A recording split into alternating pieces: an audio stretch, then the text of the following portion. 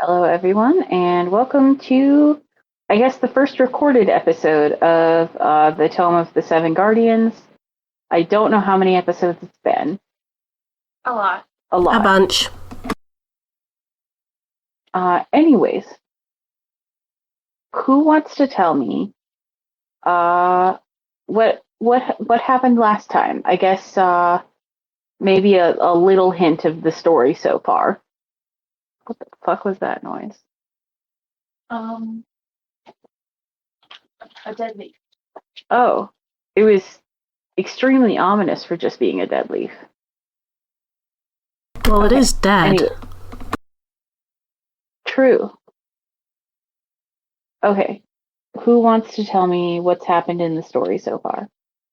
Klud's gone through some trauma. Yes, but that's not everything so far. It is a significant portion, but yeah.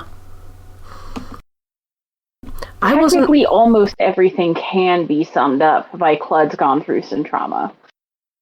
I wasn't there at the start, but the way I understand it, the four of you lot, Klud and Carrin and Mallow and Rhuk, who is not here today, all formed up into an adventuring party with the Lucky Strike Adventuring Guild. Mm-hmm. And your first quest sent you to Ogashu? Yes. Mm-hmm. Which is a seaport city. Mm-hmm. That's where we met you. Yeah. So yeah, our first mission took us to Ogashu because the local crypt keeper Mother Griselda had some important stuff stolen from her, notably like scrolls and whatnot, healing scrolls in particular. So we went to Ogashu tracking down the thieves, and we discovered that it was a local kind of skeevy mercenary band. So we invaded their hideout, and we stole our Mother Griselda's stuff back, kidnapped Dali's character, and hightailed it out of there. It was a consensual kidnapping. See, the one of my co-workers, Melvin, had been taught about unionizing from Mallow, and so some of us in the mercenary group were attempting to unionize. It's just that we'd never done it before, so we're not exactly sure how it worked. And after Wavy Jones got murked, I just kind of thought maybe it's a good idea to get out of Dodge. So yeah, Krozu joined the group. Now the second adventure, that was the slime dragon, right? Slime Phoenix. Sorry, the slime Phoenix. Sorry. I'm so sorry, we forgot an important part of our adventure. Was it Jorts? It was Jorts, the side quests. Yeah, there's a local farm, the Happy Goat Dairy Farm, who has a sweet little ginger cat by the name of Jorts.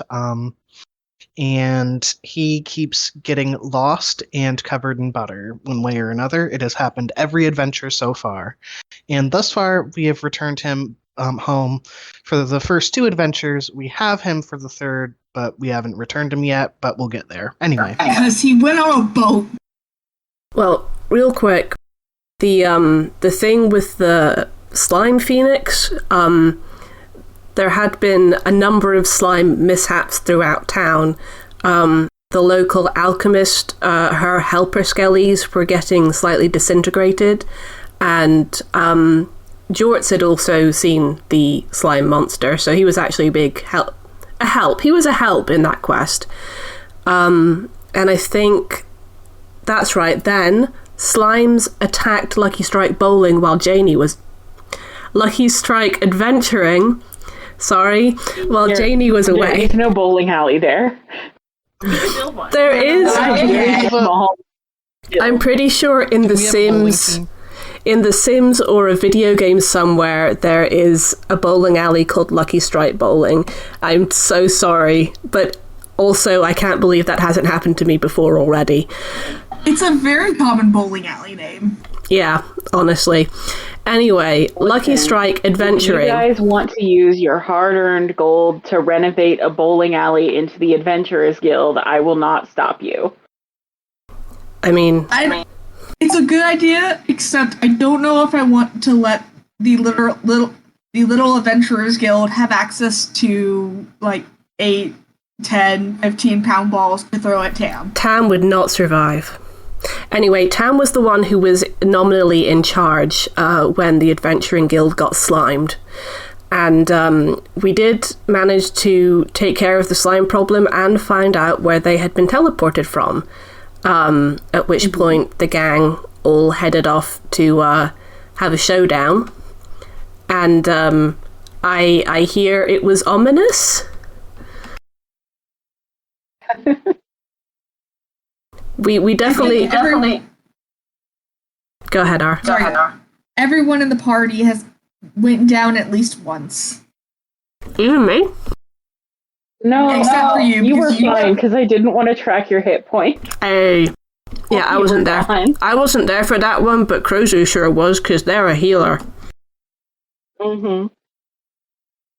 Yes, I think you used all your spell slots on healing. Yeah, that sounds about right.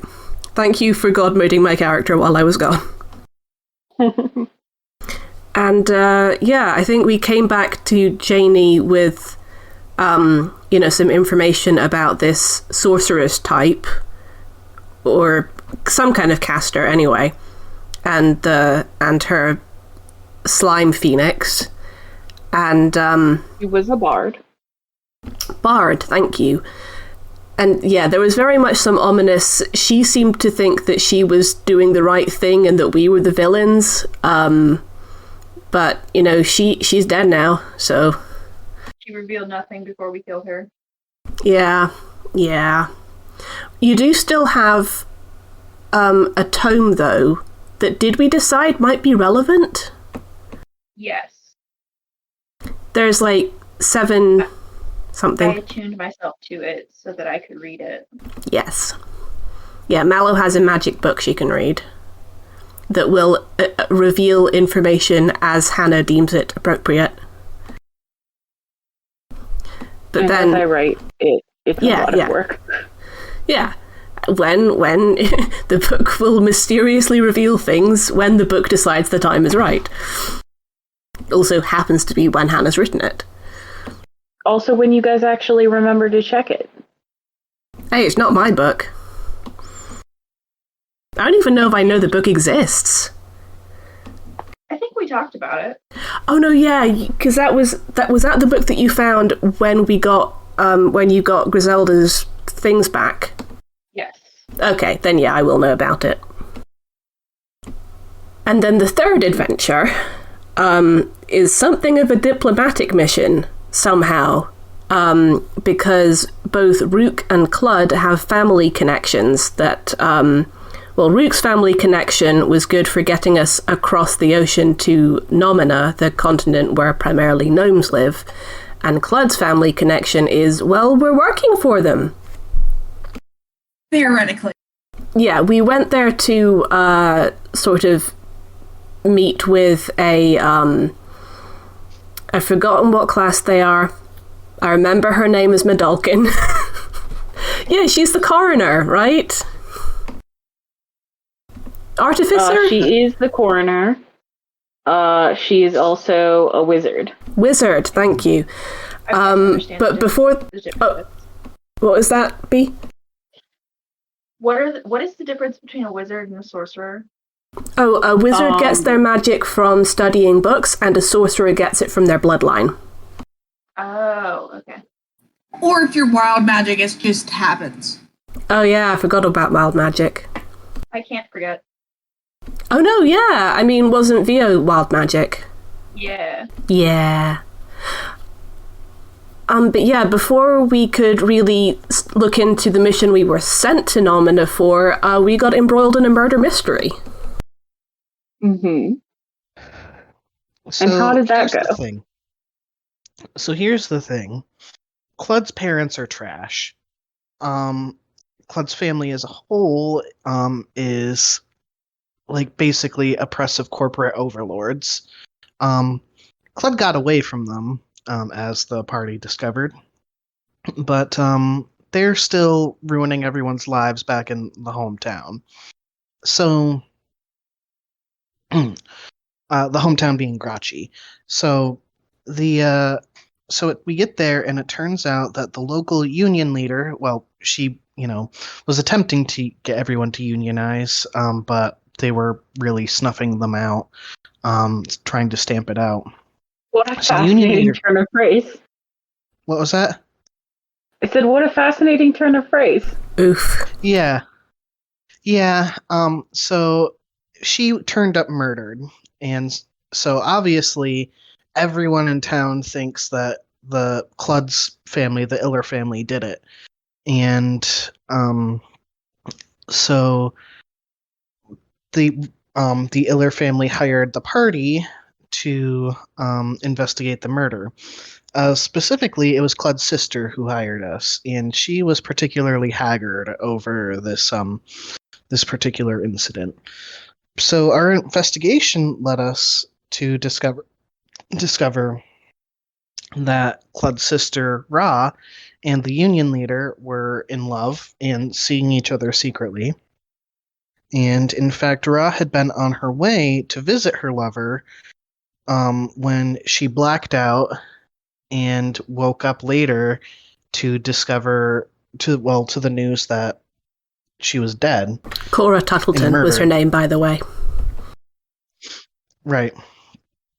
So anyway, we dug a little deeper, and basically we discovered, well, we had heard earlier on that the town had been under attack by fire wolves a month ago, and all signs point to a firewolf attack having killed Cora, and all signs point to Rha being a firewolf without realizing it.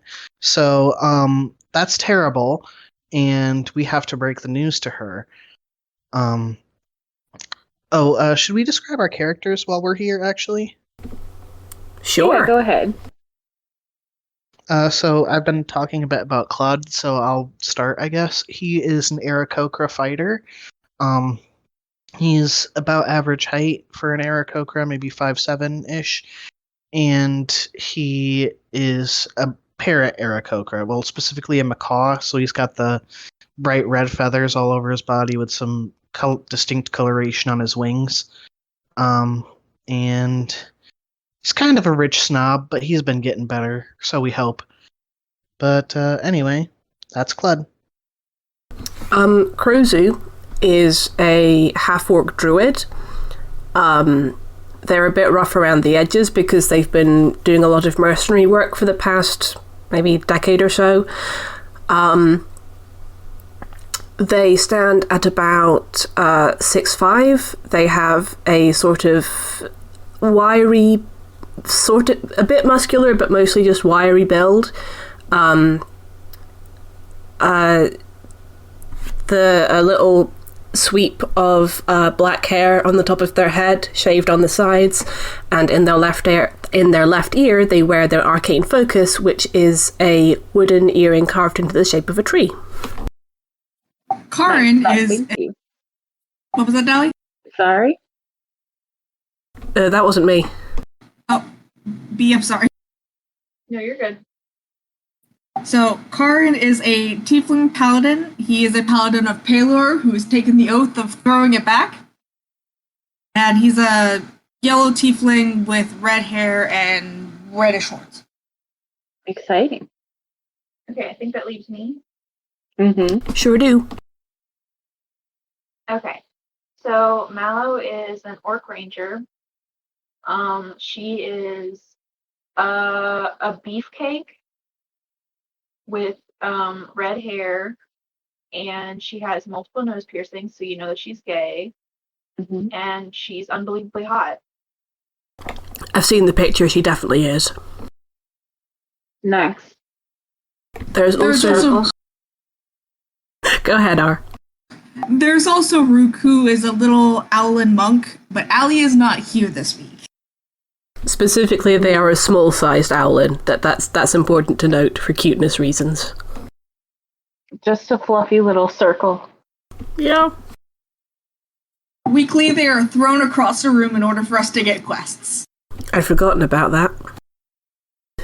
So all this to say, where we leave off is where we were minutes ago last week, with all of us kind of awkwardly backing up Klud as he talks to his sister Rha in her chambers.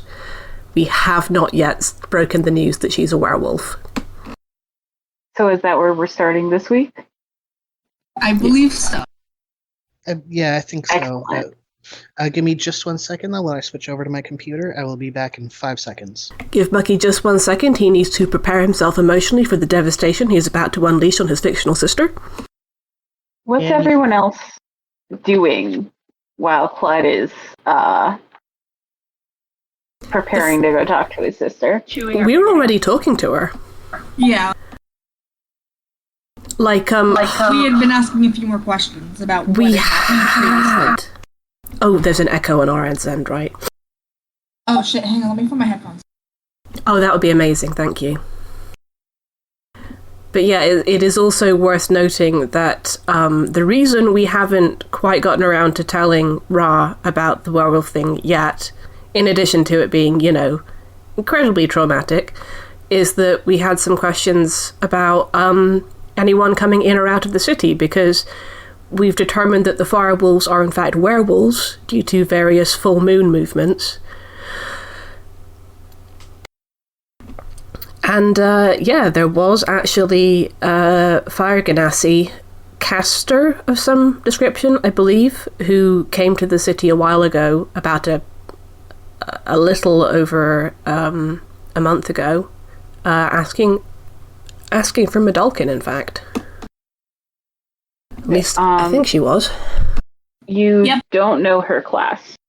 We don't know her class. I know her name is Sienna or Sierra. Sienna. Thank you. I do know have this she written wanted down. to transport something very quickly. My guess it has something to do. She was wanting to transport the wolves. She needed to get around the airship strike. I remember that. That's right. So,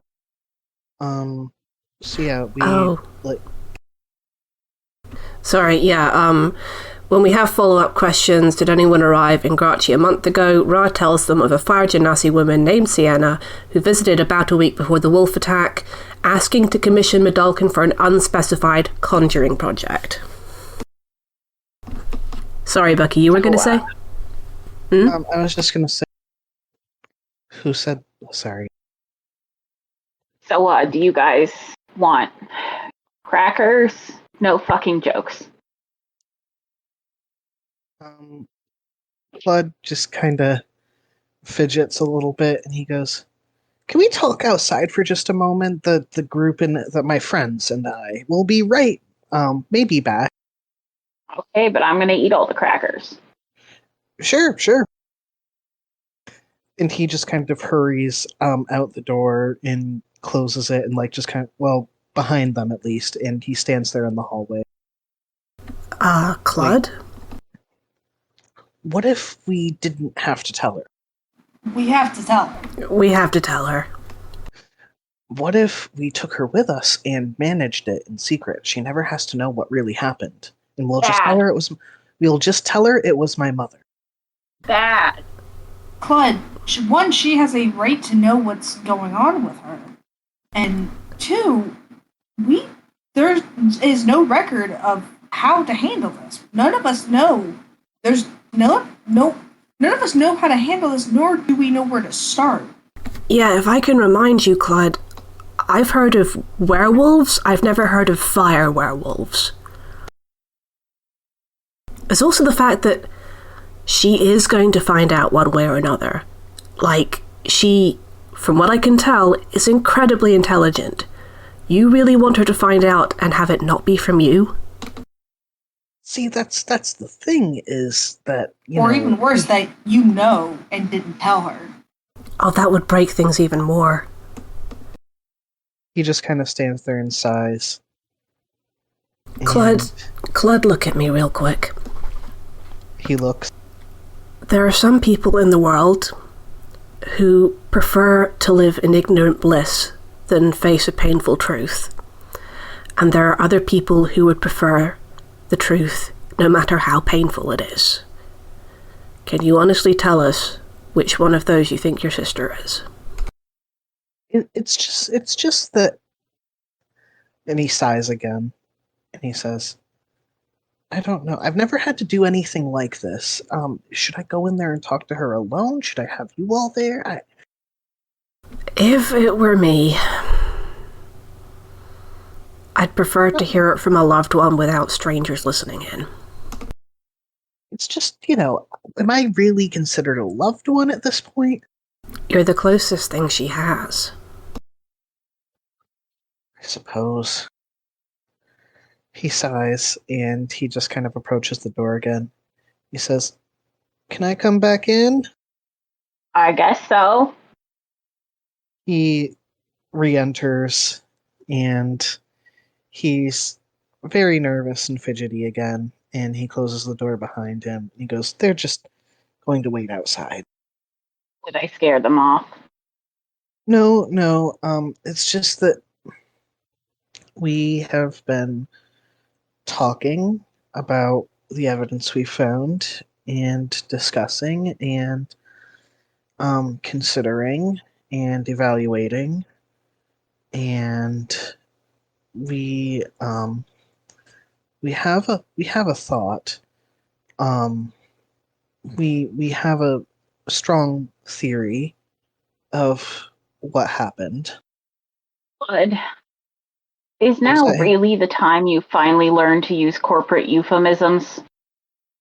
I've always known, I just wasn't particularly good at it, I would say. Klud, what are you avoiding telling me? Give me just a sec while I roll perception per your request. That is an 11 on perception. Okay, Carrin, the good news is you can hear what's going on. Uh-huh. Is the bad news that we hear him slammed against the door? Yeah, the bad news is that the next thing you hear is an incredibly loud bang as Rha chucks a heavy paperweight at the door. Carrin falls down on the other side and just kind of lays there. Ow. Krozu is going to grab one shoulder and kind of gesture for Mallow to grab the other, and they're just going to kind of drag him slowly down the corridor away from the door. Sounds good. Klud just kind of looks in alarm. 10 points of being caught damage. Klud just kind of looks alarmedly at the object thrown and at the door, and then he looks back at her and he goes, Right, why don't you sit down? If she's not already seated, out of character. So yeah, you see like her like bird toes start to mash gouges into the floor as she's just like, She's Klud? not happy. Yes. What is it? I'm getting there. So you said a month ago that during the firewolf attack you were bitten. Yes, right before they ran off. And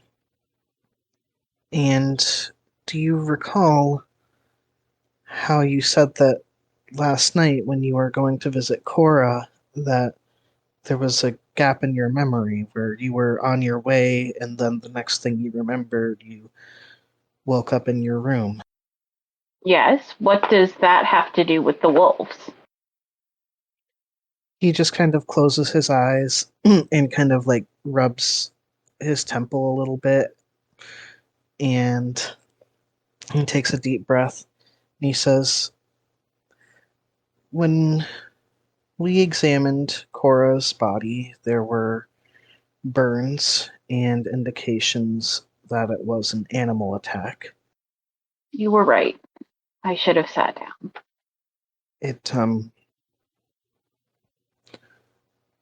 He just kind of sits awkwardly for a moment, and he just kind of quietly says, "It's you. You had no way of knowing. That I murdered her?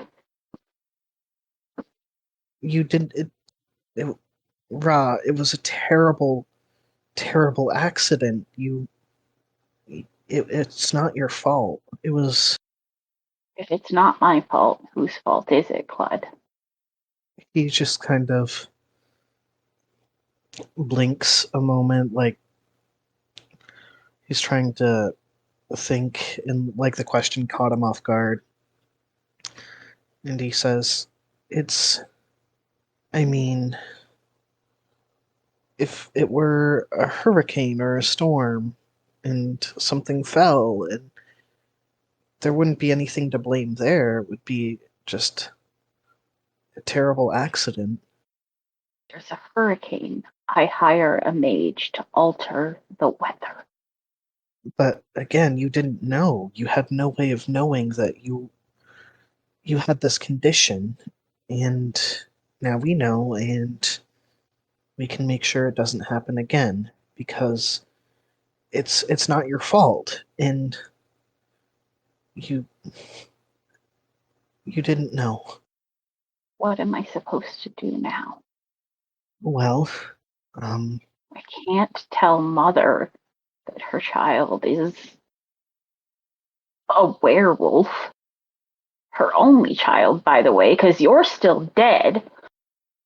I mean, I still think she'd prefer you over me. I'm sorry, it's not the time to jest.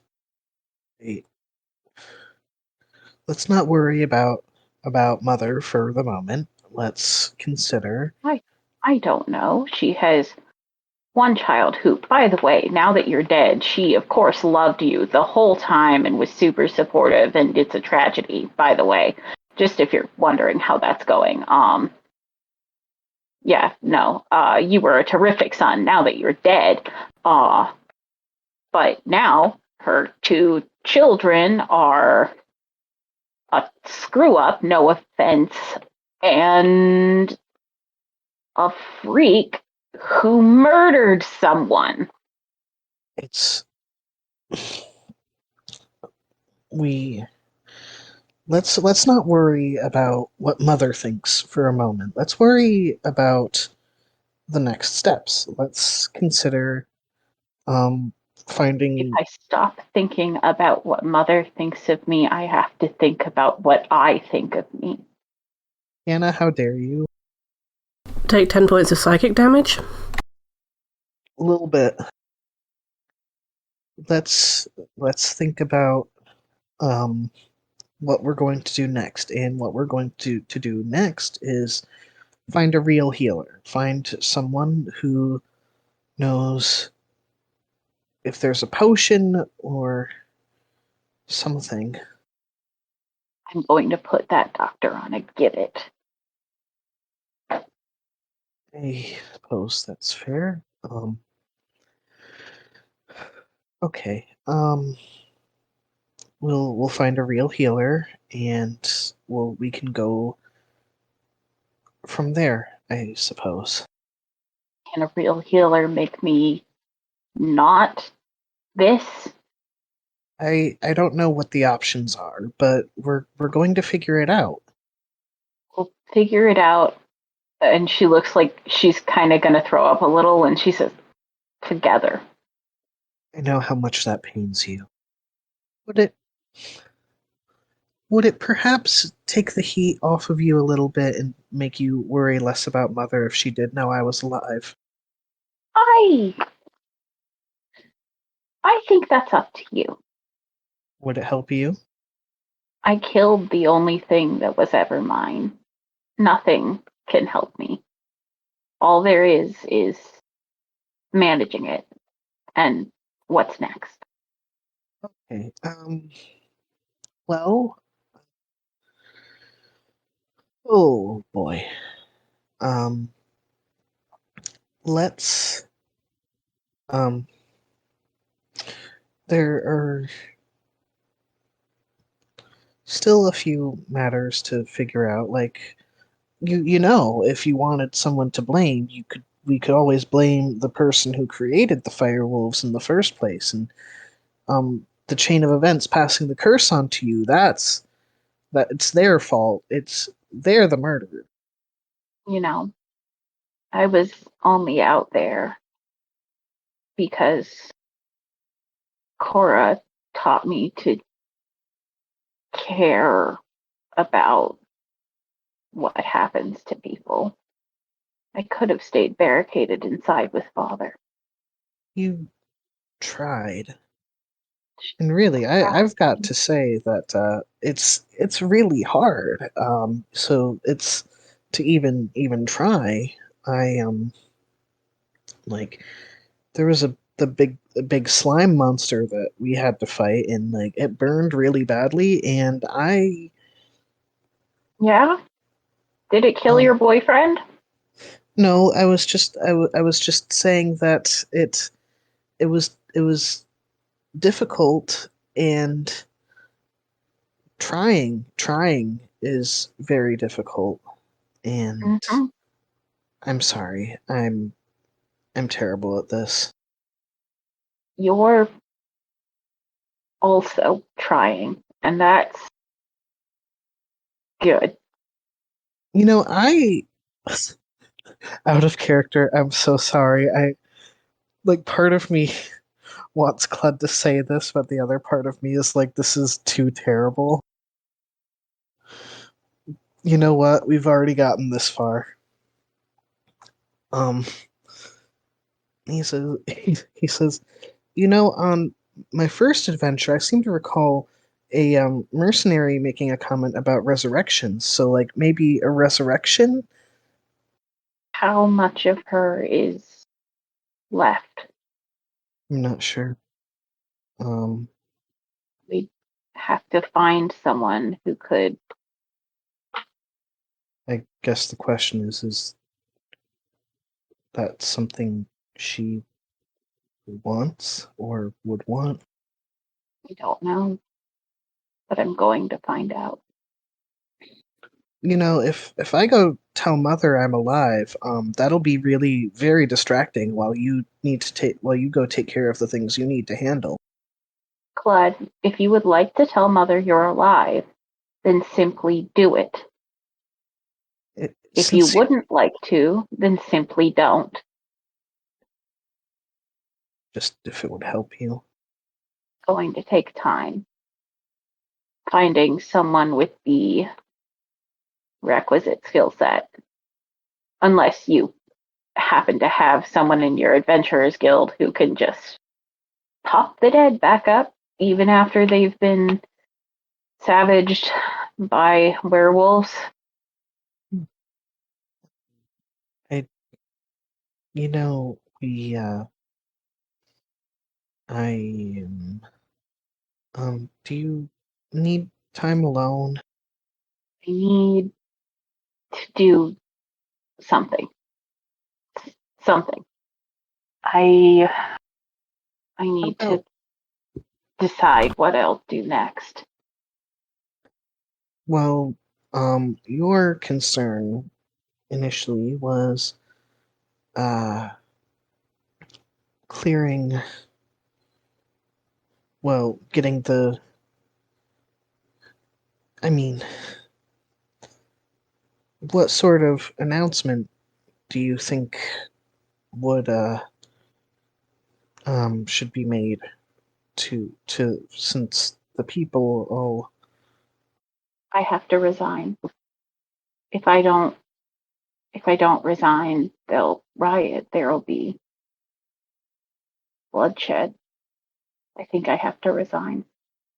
The trouble is that just leaves Mother. hmm, And we know how compassionate she is about workers' issues. Right. Well, It's been a few years since the riots, but no one's forgotten. right. Maybe if would you like my friends to come in and like we could talk through this all together and find a solution together, maybe? Do your friends have a lot of experience in corporate crisis counseling? They, well, may have experience in personal crises that they can help with. True or false? When you say they can help with experience in personal crises, you mean they all have big axes. I mean, they're good at talking things through too. Like, oh, like for example, sorry, I see Dally's comment. Excuse me, mine is a quarterstaff.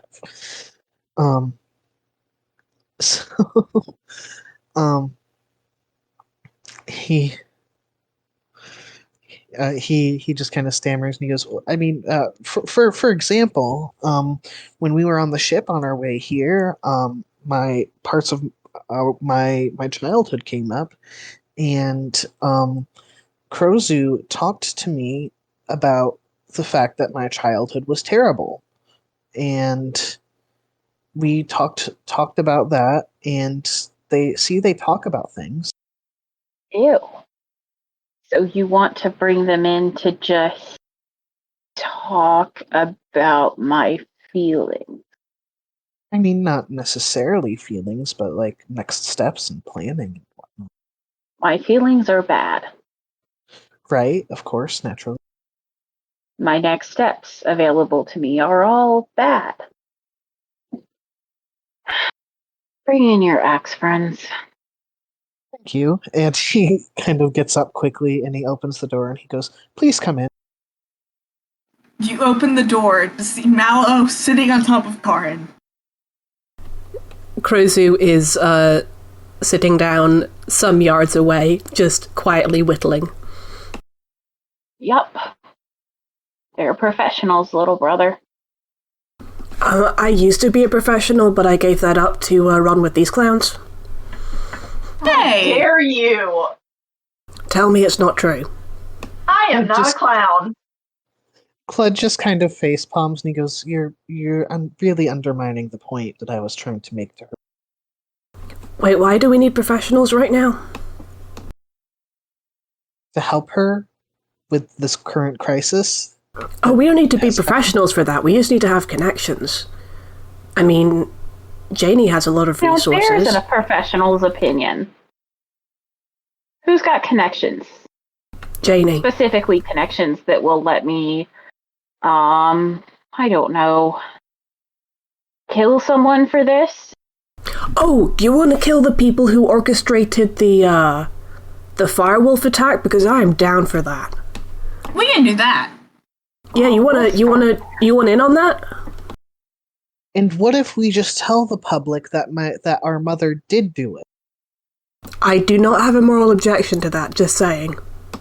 I don't have a moral objection to it either. It's just, I'm more worried it will happen again. Oh, yeah, we need to talk to that quack of a doctor, figure out how he missed something like this.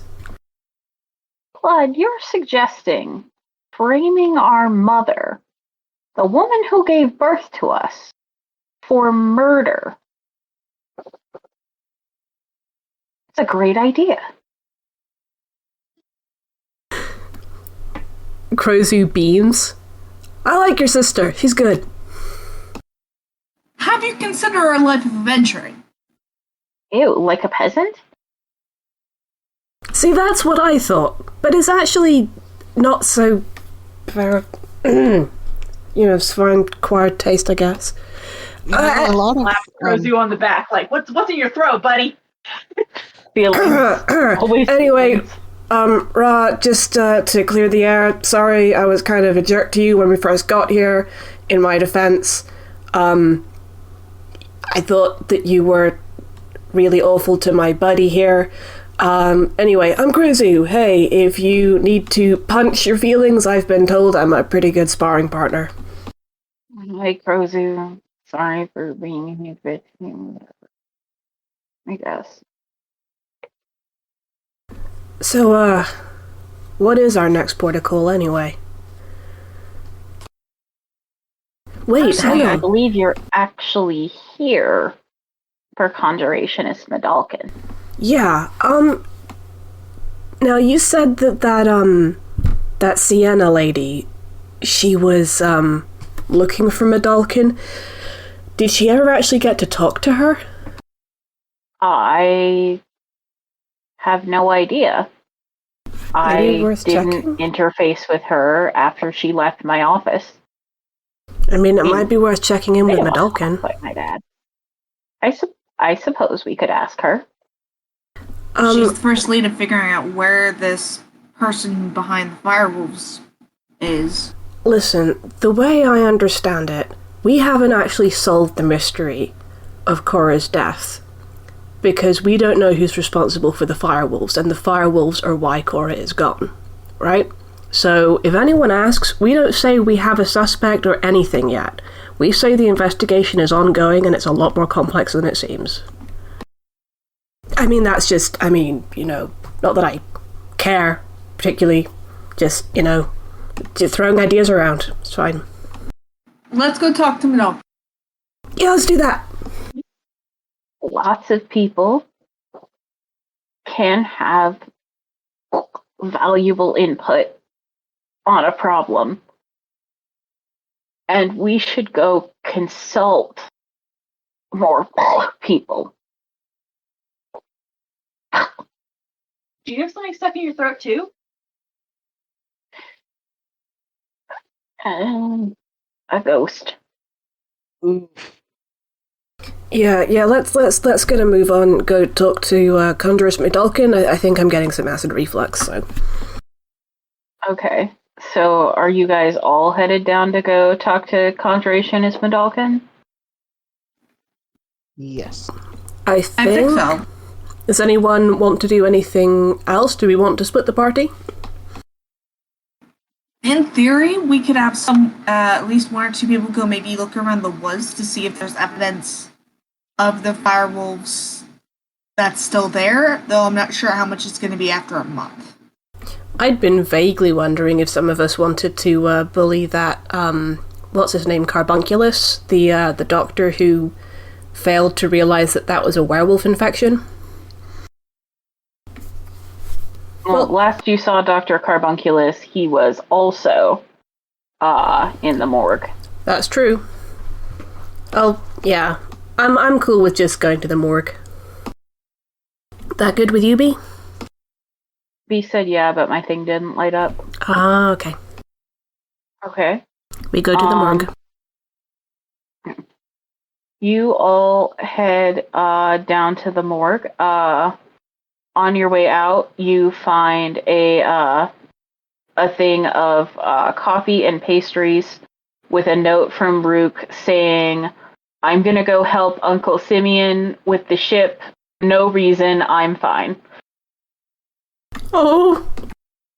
I would like it stated for the record that Krozu does not look concerned. Excellent. They're being totally normal. Anyway. Mm-hmm. Just as I suspected. Yeah. Very normal. Okay. You all travel down to the morgue.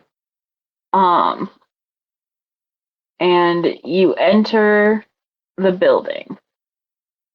Are you taking Rha with you into the building? Does If Rha will willingly come along.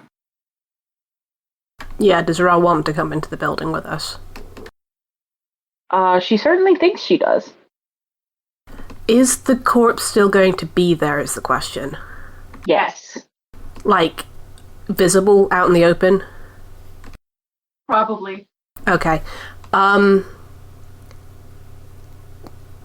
Does someone else want to have this occur to them? maybe someone should hang back with Rha for a moment for no reason. What But do you mean, no reason? And I wink at Krozu very obviously. Oh. Right. Yes. Yeah. Why shouldn't I go see Conjurationist Medalkin? It will take one moment. You're just going to hang out with me for one moment. No reason. We're just going to have a good time out here, not inside that room. Krozu books Aren't it. we going to this room? We are going to that room. And it took forever because you guys can't fly. Yep. Krozu bursts into the morgue with whoever else is with them. Dr. Carbunculus is asleep on one of the autopsy tables, and as soon as she sees you, Conjurationist Medalkin says, "Oh, hi guys, great news. I think I isolated the cause of death. I'm pretty sure it was when the creature just really got a hold of, ripped out the jugular right there." Okay. We got it. So, go ahead, R. So, a month ago, there was that person who wanted to contract you out before we got here? We'll talk about that, like, when everyone's here, but first we need to, I look around and check for if Cora's body is here. Oh yeah, no. Conjurationist Medalkin has her hands, like, in it.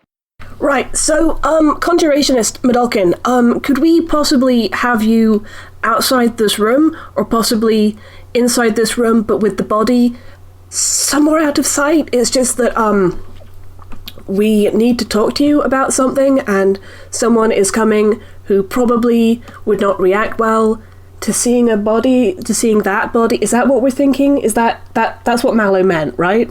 Yes. Is that right? Okay. Yeah, can we hide the body? That, but sounding less suspicious. The way you said it seems unethical, but I can throw a sheet on it or put it back in the preservation area. Preservation area would be good, yeah. Okay, I am gonna watch you guys the whole time though, because evidence tampering isn't okay. Ew. Oh, we are not gonna touch it. Don't worry. Hey, sacred. No, like, dead bodies are sacred. You don't mess with that shit. Okay, just checking because of how you're all being weird and suspicious. Oh no, yeah, that's fine. I'm usually weird and suspicious, honestly. Oh, okay. We just don't want someone who is allergic to corpses to see it.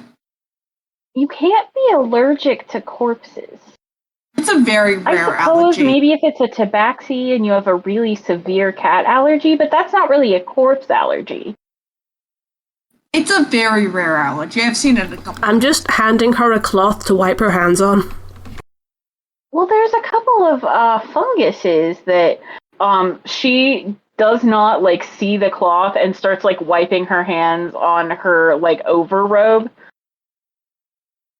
I just droop. Oh no.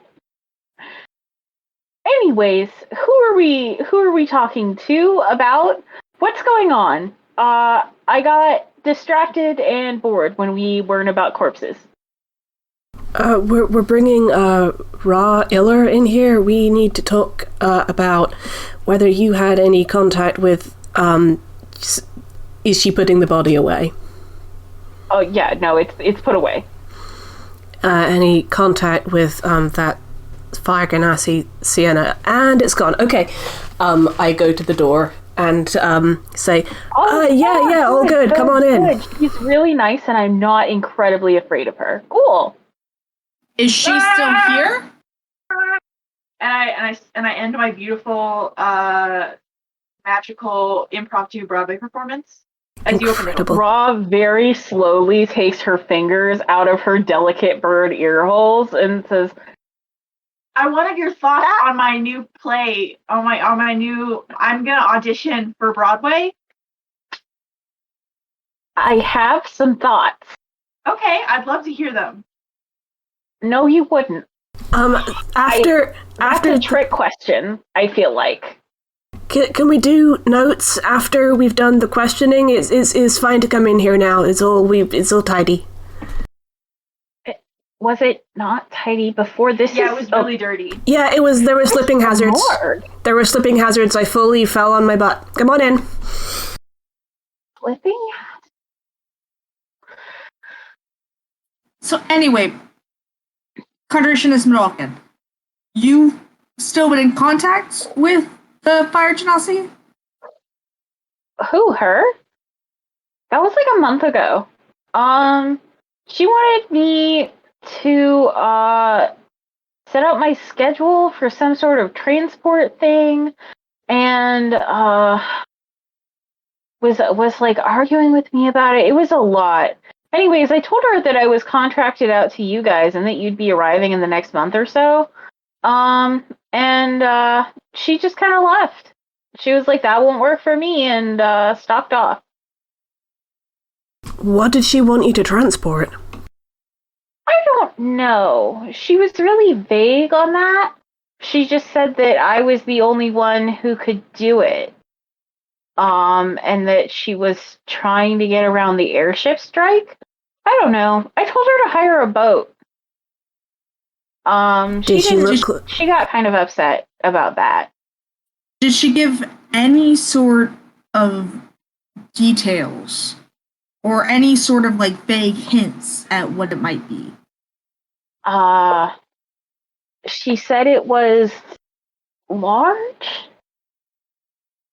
And I said, well, it sounds like you need like a custom teleportation circle for that if it's that big.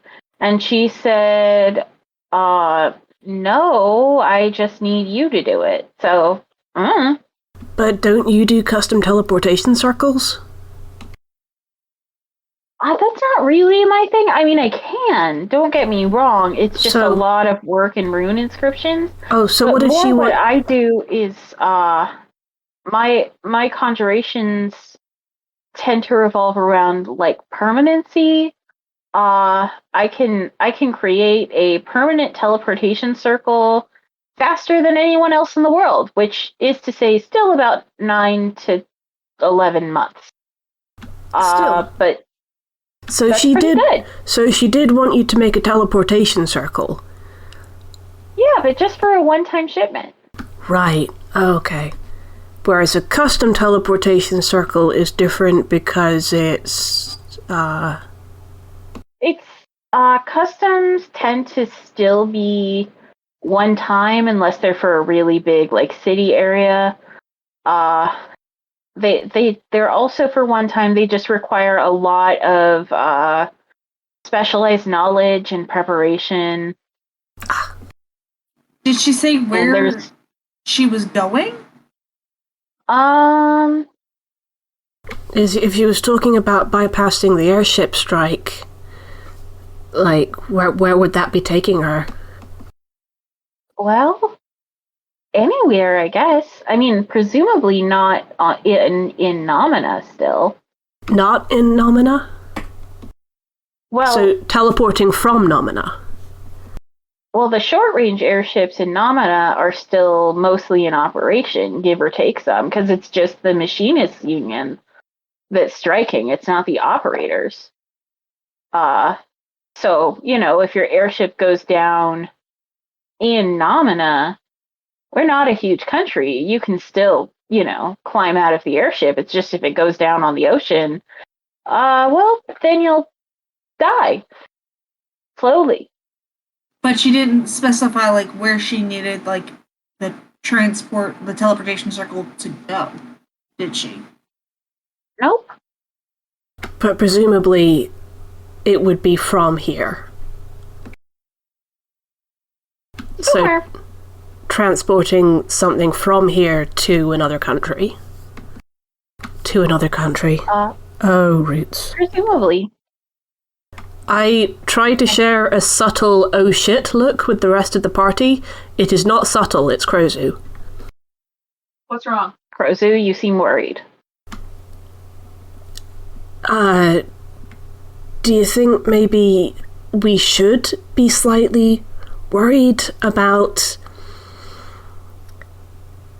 if she's shipping what I think she's shipping, does this mean that she's also shipping it to other places as well? What do you think she's shipping? Firewolves. I kind of glance at Carrin and then just kind of nod my head a little. Listen, I just use Dimension Door. What? Dimension Door? If depends on the amount you're shipping. Do we want to have a quick daisy chain plus Rha huddle outside? Sure. Thanks, Conjurous Medalkin. Are we gonna have more questions, or? I don't think there's anything more useful we can get. Okay, thank you for your time. We might come back to bug that guy. I point at Carbunculus. Oh, don't worry about him. I have him. And, Rha marches over, grabs a thumbtack from the wall, and just jams into his chest a pink slip and says, "Hey, you're fired!" As he wakes up yelping. Wait, you can do that? And Conjurationist Medalkin says, "Yep, see, fine and normal, fine." What? What did she say? Fine and normal.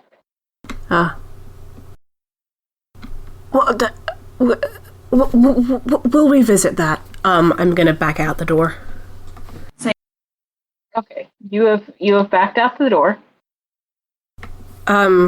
Yeah, I think possibly as a group we want to find a little, just a bit of corridor or a room or whatever that's just out of the way, so we can just have a quick chat about.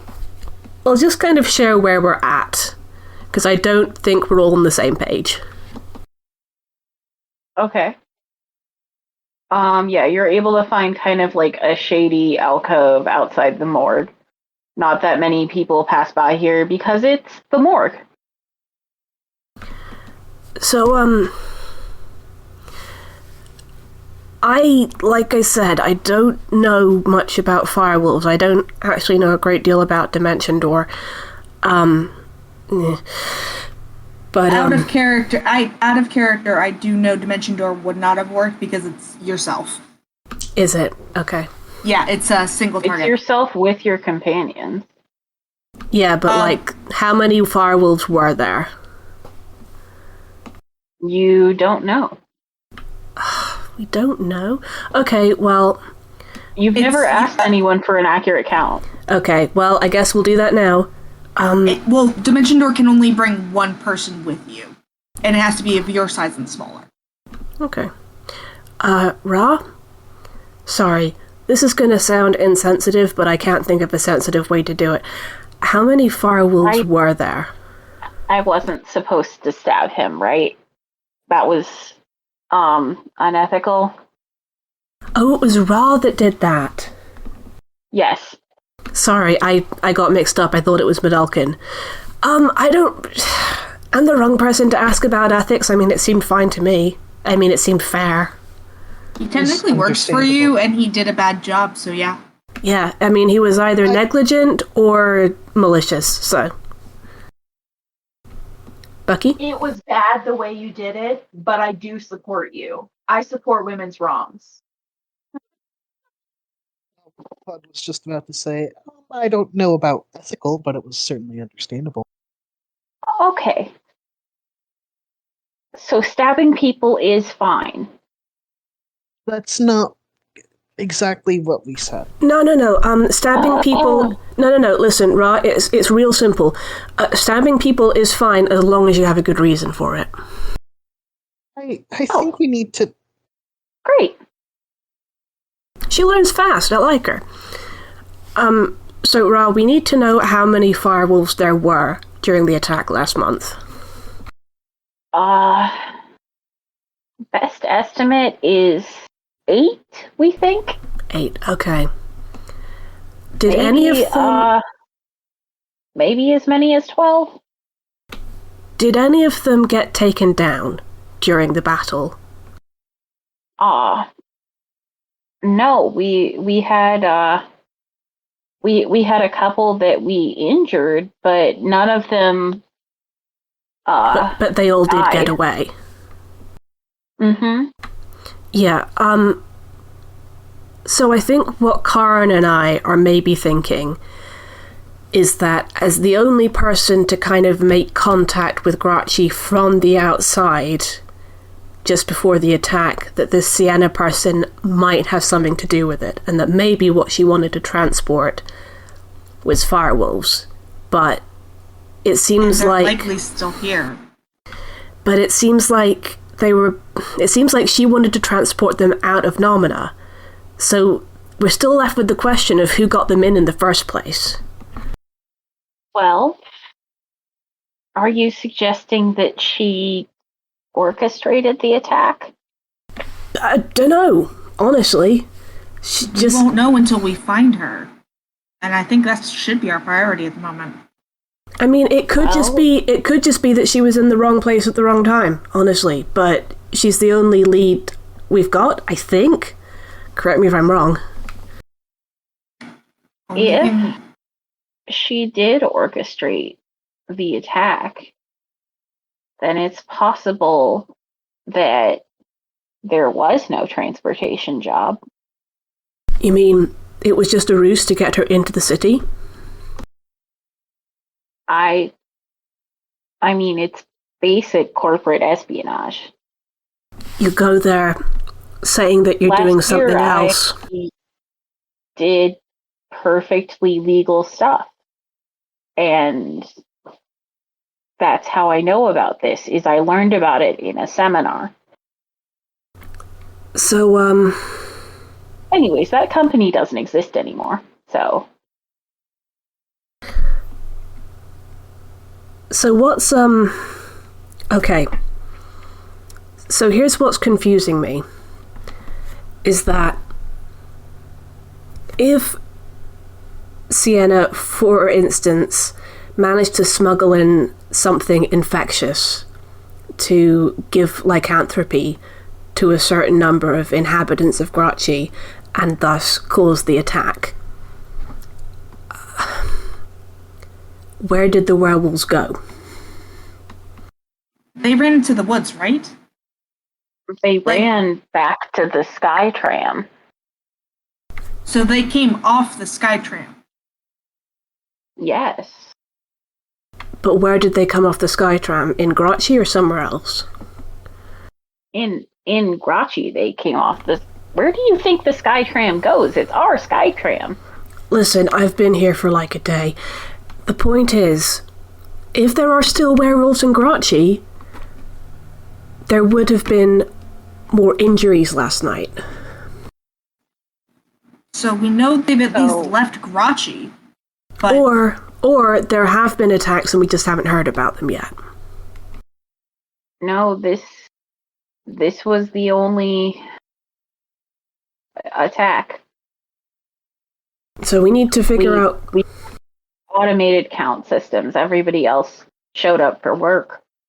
And there was nothing about injuries or... Not related to this, no. Is there everyone anywhere... else is either accounted for at work or accounted for in the infirmary. For, regular getting hurt on the job stuff. So this still leaves us with werewolves who we don't know if they originated from within or without Grachi. I'm thinking from within, but infected by Sienna. I don't think so. I think... What do you think? I'm thinking Sienna came in with people, or somehow was able to bring them in.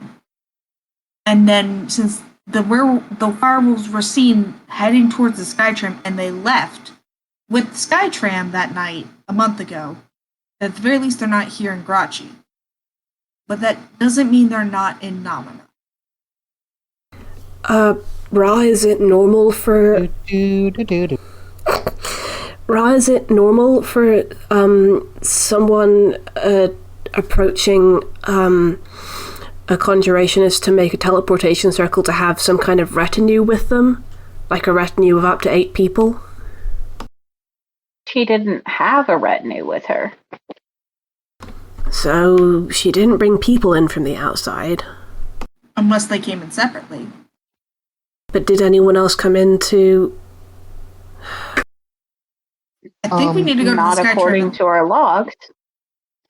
Out of character, I'm still largely unfamiliar with the D&D system as a whole. Can conjurationists, cast illusions that would, say, turn 8 people invisible? No, but illusionists can. Yeah, I was going to say, conjurationists, they might have that spell, but it wouldn't be their primary focus. It also could have been anything that could if they're high enough level, they might, know how to cast the spell Greater Invisibility, but it's not super likely. It also could have been any kind of spell that they don't necessarily. These may not necessarily been werewolves, but magic wolves that, because someone got injured and lived, happened to pass on lycanthropy. That's a good point. They might not have been true lycanthropes. Okay, so based on the fact that last night was a triple full moon and we didn't hear a peep out of anyone else, that likely means that there aren't any other fire werewolves in the city, which is a good thing. But it does mean... What do you mean? I'm, sorry, Rha, I didn't... But, yeah. Okay, so... It means we just need to figure out if she's still in Nomina. She may not be necessarily in Grachi, but she might still be in Nomina. I think we need to track her down. What do, Mallow, Klud, thoughts? He has a mouthful of pulled pork right now. Nice. Mallow just mentioned going to say. Yeah, basically. One of the pastries that Rhuk left. Yeah. I think we definitely have to track her down.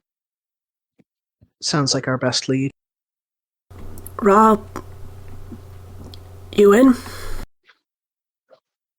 Yes. We're gonna have to figure out how much again, of this... This isn't a thing where I'm supposed to be merciful and be the bigger person, right? I can just stab her. Because I'm still learning. Oh, right. We should check first.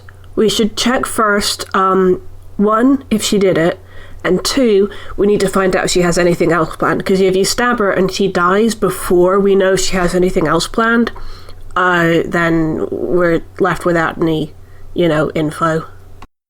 And someone else might continue the plan. How about I let you know when you can stab her? Not in a vital organ. Yeah, do the hand. We that's wait fair. to stab until we have all the information. Yeah, basically. The hand. Ugh. Okay. I can be better. We need to figure out how much of this we're going to share with Medalkin, because, out of character, was the mission to bring her back with us to Frell? Yes. Yes. Cool. I was pretty sure, but I wanted to check. Because she's going to be coming... Well, she's going to be coming with us when we leave. She doesn't necessarily need to know exactly what we're doing. We just need to make sure that we're alive to get her back to Frell. Oh, one of the things that one of the merc groups I used to run with liked to say was that this person is a person of interest. That way most people don't know that you just want to punch him. No, most people know what that means, actually. Oh, you kidding me? Dang it. Yeah, in hindsight, that group wasn't the smartest. So we do have records stating that she did leave Grachi, correct? She did. Cool. So we just have to go back down the Skytram and figure out where she went. Mallow, you're a genius at, solving mysteries now, right? Do you think you can track her? I can certainly try. I like those odds. Okay. I will remind you that you are tracking the trail of someone who left well over a month ago. What can I say? Krozu's an optimist. I am giving all of my good dice roll energy to B. Okay. I mean, yeah. You do have advantage on this roll since it is a survival check to track something, but it is a very, very high DC. That's fair. Can I check? Oh, sorry. Think twice. What? What was the thing? 4 Fuck. plus 4, but Wait. You don't have Still. inspiration, do you? no. Meh. Okay. Mallow looks around for any sign that can be positively tied to this person In the morgue. for a good little bit around the Skytram station. You ask around and you check the logs, but all that you're really sure of is that she came and then left the same day about 5 weeks ago, according to the logs. When you talk to the Skytram operator, who, by the way, just about pees himself when he sees you're with Rha now, he informs you that he hasn't actually been working the Skytram that long because the previous operator was horribly murdered when the Skytram was taken over the night the wolves attacked. Fuck. Of course. That's one way to clear up loose ends. Is there a town, at the base of the Skytram, or is there, a good distance between the Skytram and the next point of civilization? A lot of Nomina is it's a very physically small country, but a lot of it is built into these very sharp, craggy mountains. Yes, Did you say that it's a large town with a small town vibe? I would not.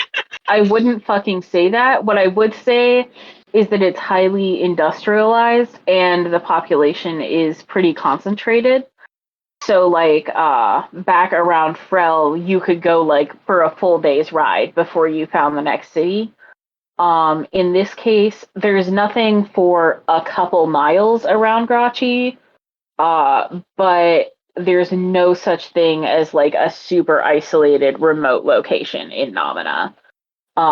There's either tunnels underground near, active volcanic areas, or there's farming overland, or there's, these elaborate cloud cities like Grachi. Okay, but at the base of the Skytram, where you get on the Skytram to go to Grachi, is there a town, or is it surrounded by nature? It's surrounded by nature in the sense that nature is rocks. So no one should have immediately interacted with. Yeah, there's a little bit of an outpost here, but it's not a full town. It's basically one little trade building that essentially functions as the M&M store and the Lego store. This is the Iller store, and it's less fun than both of those. There's an M&M store?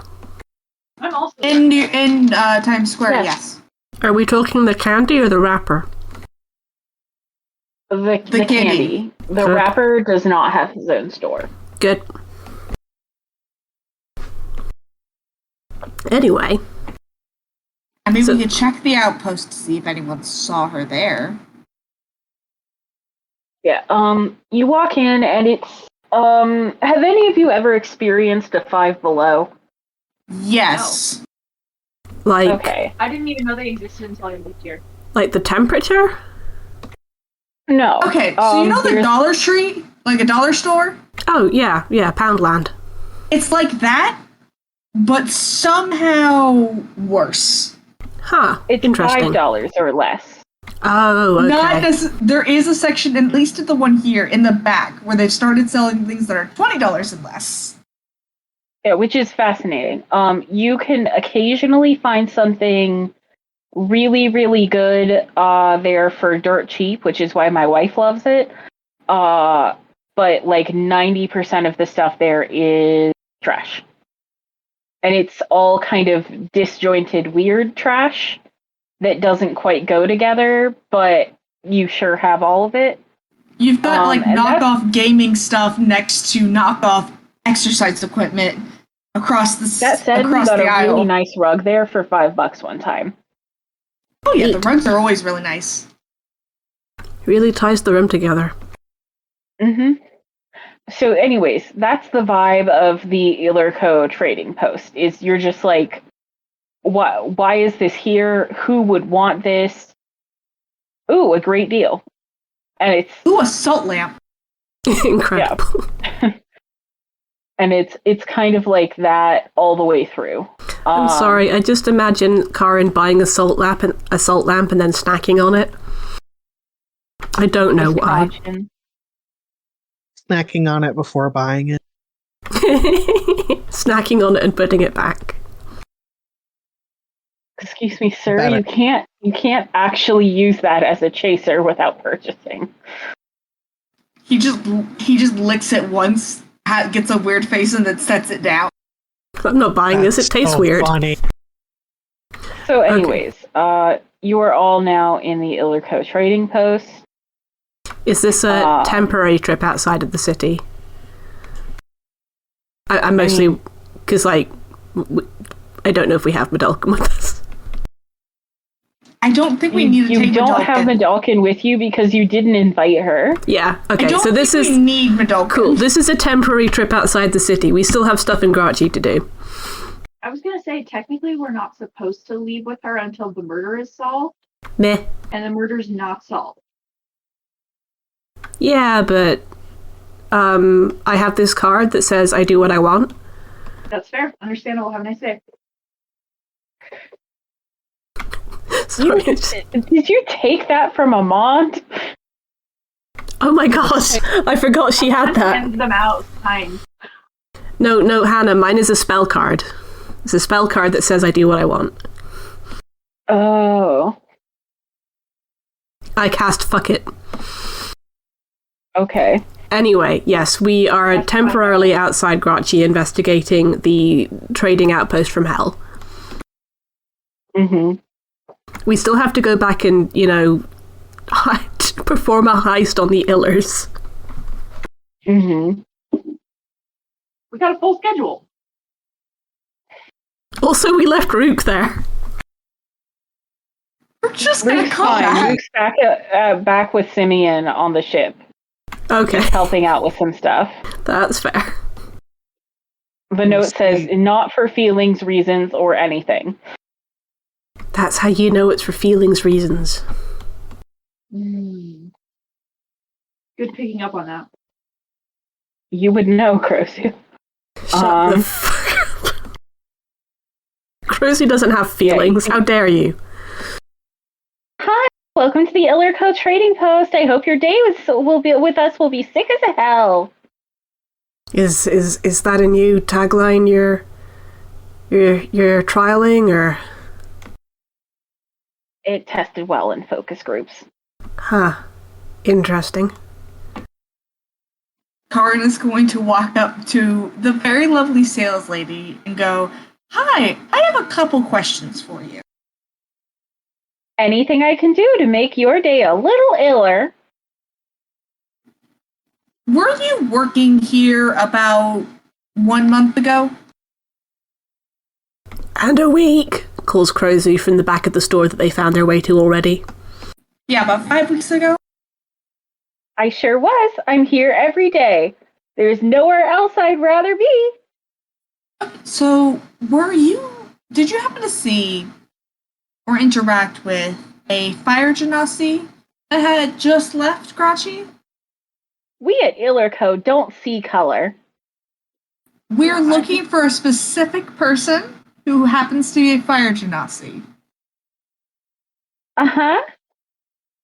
Did you see them? Did you happen to see someone wearing flame-retardant clothing? Illerco respects its customers' privacy and can't give out personal information.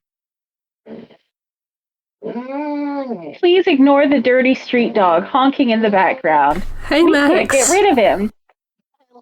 He just loves our Illerco branded dog food too much. Oh, honk. Klud glances over at Rha, and he's just quietly like, should we just name drop ourselves or what? I don't know which of us is better to do that because you're dead and I think I made that guy pee himself earlier. Do people really think I'm that scary? That same guy, just FYI, on our way in, that same guy said that you were, and this is a direct quote, he said it, not me, a huge bitch. Oh. I really need to work on my image. Carrin So- is. Or sorry, go ahead.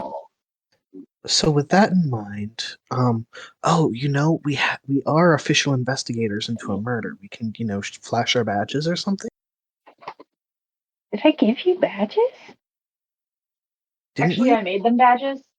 I sewed them. There was a seal, I'm pretty sure. Yeah, Official you gave us investigator? you gave us some sort of it wasn't a visitor pass, but oh god, what was it? It was was a some visitor official- pass. It was just an A-level visitor pass. Yeah, that's That why I was sewed out of- everyone an exciting official investigator patch. That's very crafty of you. You What? you have a surprisingly fine hand. You're not Or, gonna finish that sentence for an orc, are you? a person with hands as big as yours. Carrin is just gonna turn back to. We Ellerco don't see color. Klud just kind of raises his hand. He goes, "All right, I'll try this. Hi, I am Rha Iller. The woman goes, but CEO Iller's long lost son who died at sea? Yeah, he's a ghost. Krozu, please." It's a miracle. She stares at him and then looks up and Klud, you look up with dawning horror to see a gold-framed portrait of yourself with the words "in loving memory" inscribed on it. Please take that down. I can't. It's bolted to the wall. Klud just kind of stares at it for a long moment. You want me to take it down? I'll totally do it. Yeah, we'll totally take it down. He looks at Krozu and he just says, "She didn't even get my good side." One painting coming down. I'm gonna help Krozu get this thing down. Okay, okay, you can either make a tool check to correctly unbolt it from the wall, and I will accept thieves, tinkers, carpenters, whatever you got. Well, would you Or- accept alchemists? Would you accept I would athletics? I would Okay. not. Okay, amateurs. I have an explorer's pack. Fuck. Okay. Wait, what's in the explorer's pack that's going to A help? pickaxe. I have a hand axe. Or you can. I have something- my hands. I'm sorry, Hannah. What was the other thing you were going to say? Or you can roll a some sort of strength or athletics check to forcefully remove it from the wall. Let's Possibly- pickaxe it from the wall. Okay, Mallow has a pickaxe and That's also a nat wants 20. help. For For what? What are you even doing? Athletics to pull it off the wall. I knew you were Okay. going for the more destructive version. Okay, are you using Mallow's pickaxe, or... I mean, if Mallow's using a pickaxe, we could help her lever it. I mean, you can borrow the pickaxe. That's fine. I sure don't, though. I'll borrow the pickaxe. Can Krozu just accidentally knock themselves out? I feel like that would be the least damaging thing I could do at this point. Yeah, okay, so here's what happens.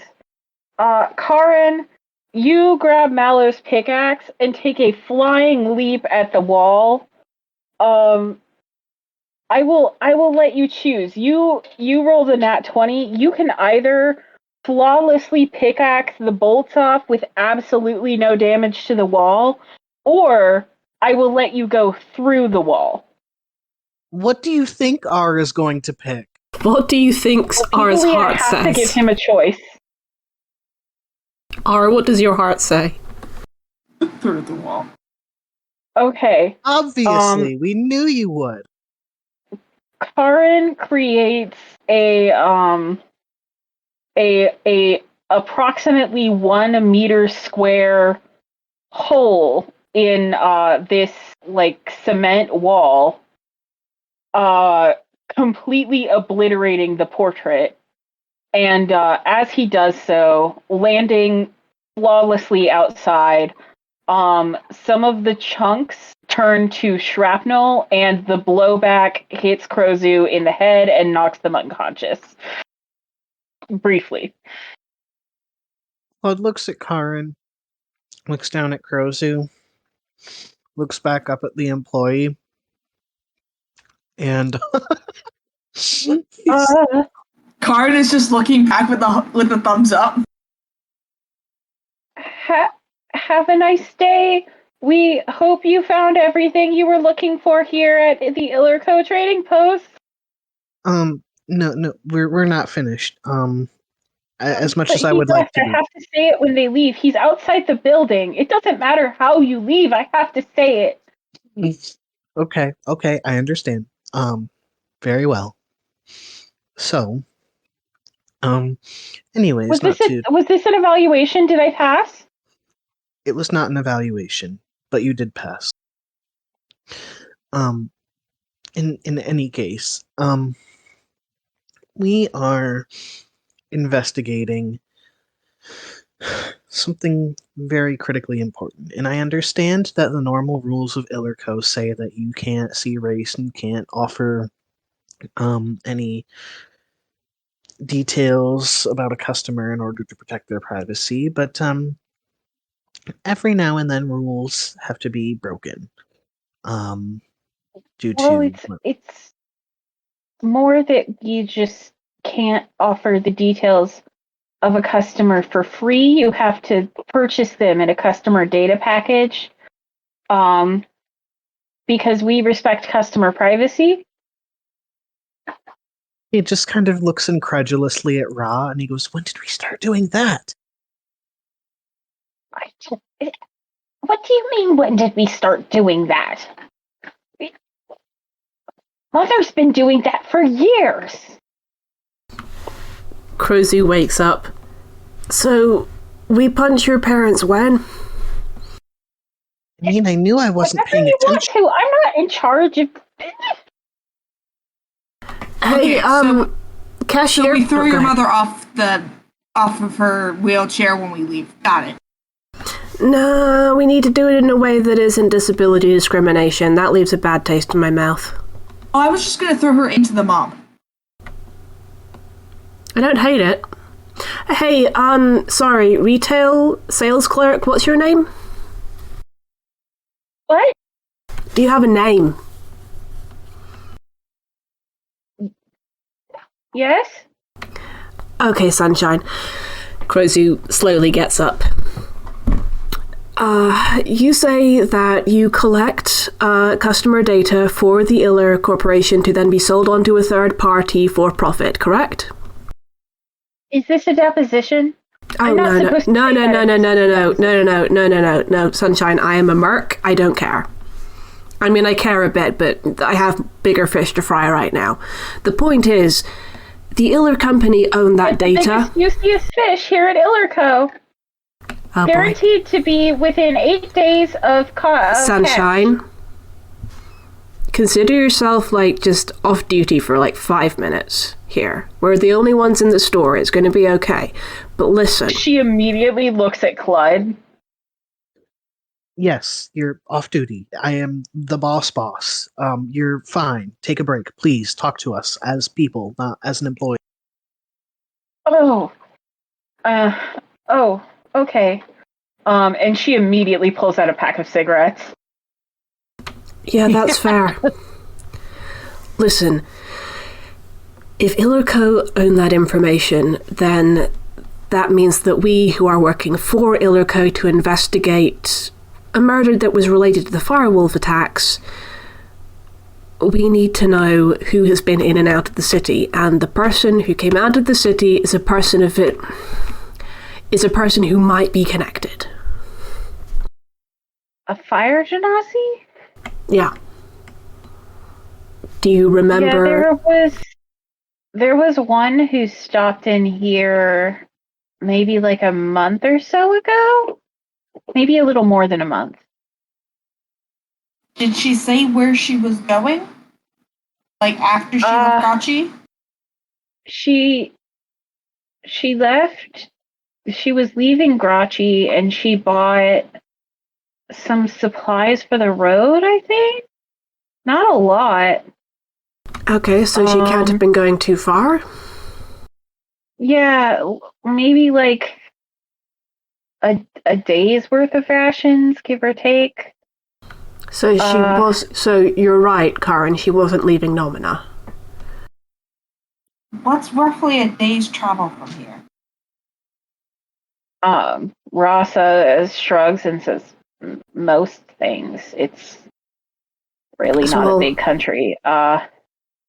We're really close to the coast, but if you were boarding a ship, you'd probably want more rations just in case. So she didn't leave Nomina. She's probably still somewhere on the continent. It's just a matter of in what direction did she go? The lady says, she bought some, and she's now like pulling out like an old customer file and says, she bought some heat proofing cream too. I don't know where you would have to be that's hot enough for a fire genasi to need heat proofing cream. Klud, Rha, any places on Nomina strike you as being too hot for a fire genasi? Any volcanic activity? Or places There's always volcanic activity. And is it one specific location? There's 3 active volcanoes in Nomina. Are all of them a day from here? One of them's probably 2 or 3 days from here. The other 2 are closer. That lowers it down. Are there, do either of these volcanoes have settlements near them? Yeah, one has, well, they both have settlements kind of near them. One, hasn't been, like, active in a while, and, they have people living up on the rim. The other one has, some folks tunneled into the rock, and they use there's kind of a little slow ooze of lava all the time draining off into the sea, and they use that as sort of a natural defense. They live in the tunnels underneath it. That's my money would be on the one. Was it? Interesting.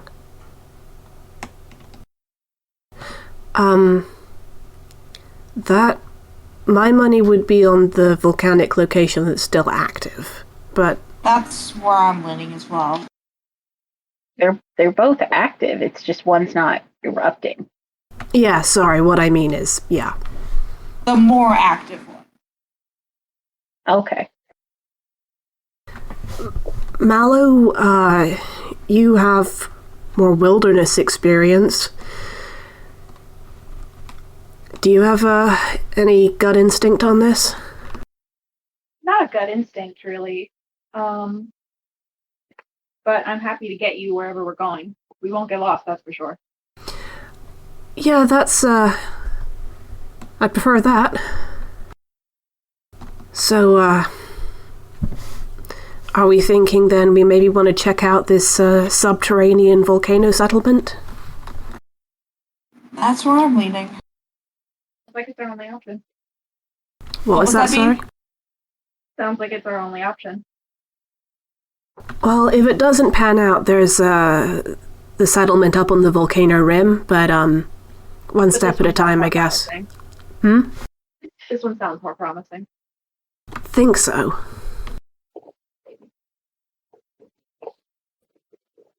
Are you guys prepared to go to Igniton right now? I mean, not right this second. I mean, presumably we would also need to, We would also need fireproofing cream. Yeah, I mean, the people there are pretty acclimated. They have some cooling systems in the tunnels. But if you wanted to poke around, say, in a more isolated pocket where they don't have modern cooling pumps, you need something. I mean, I'll be relatively okay. how are we doing for, I think I can create water, but I don't know how much good that'll do. I have fire resistance. So. Ah, yeah, the old tiefling blood. I mean, I can find food and water for up to 5 people a day.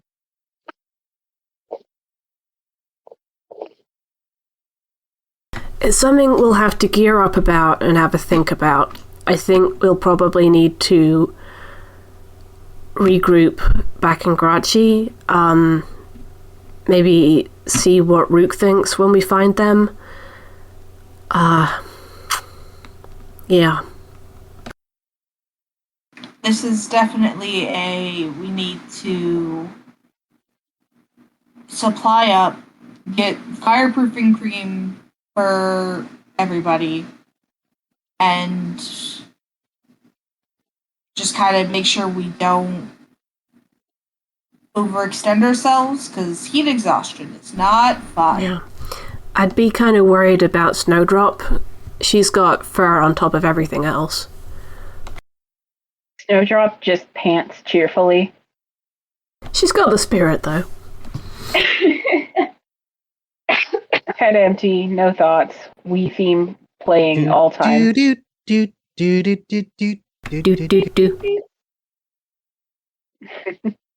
We, in theory, might also want some sort of respirator, because breathing in volcanic fumes is not a good idea either. Out of character, toxic fumes.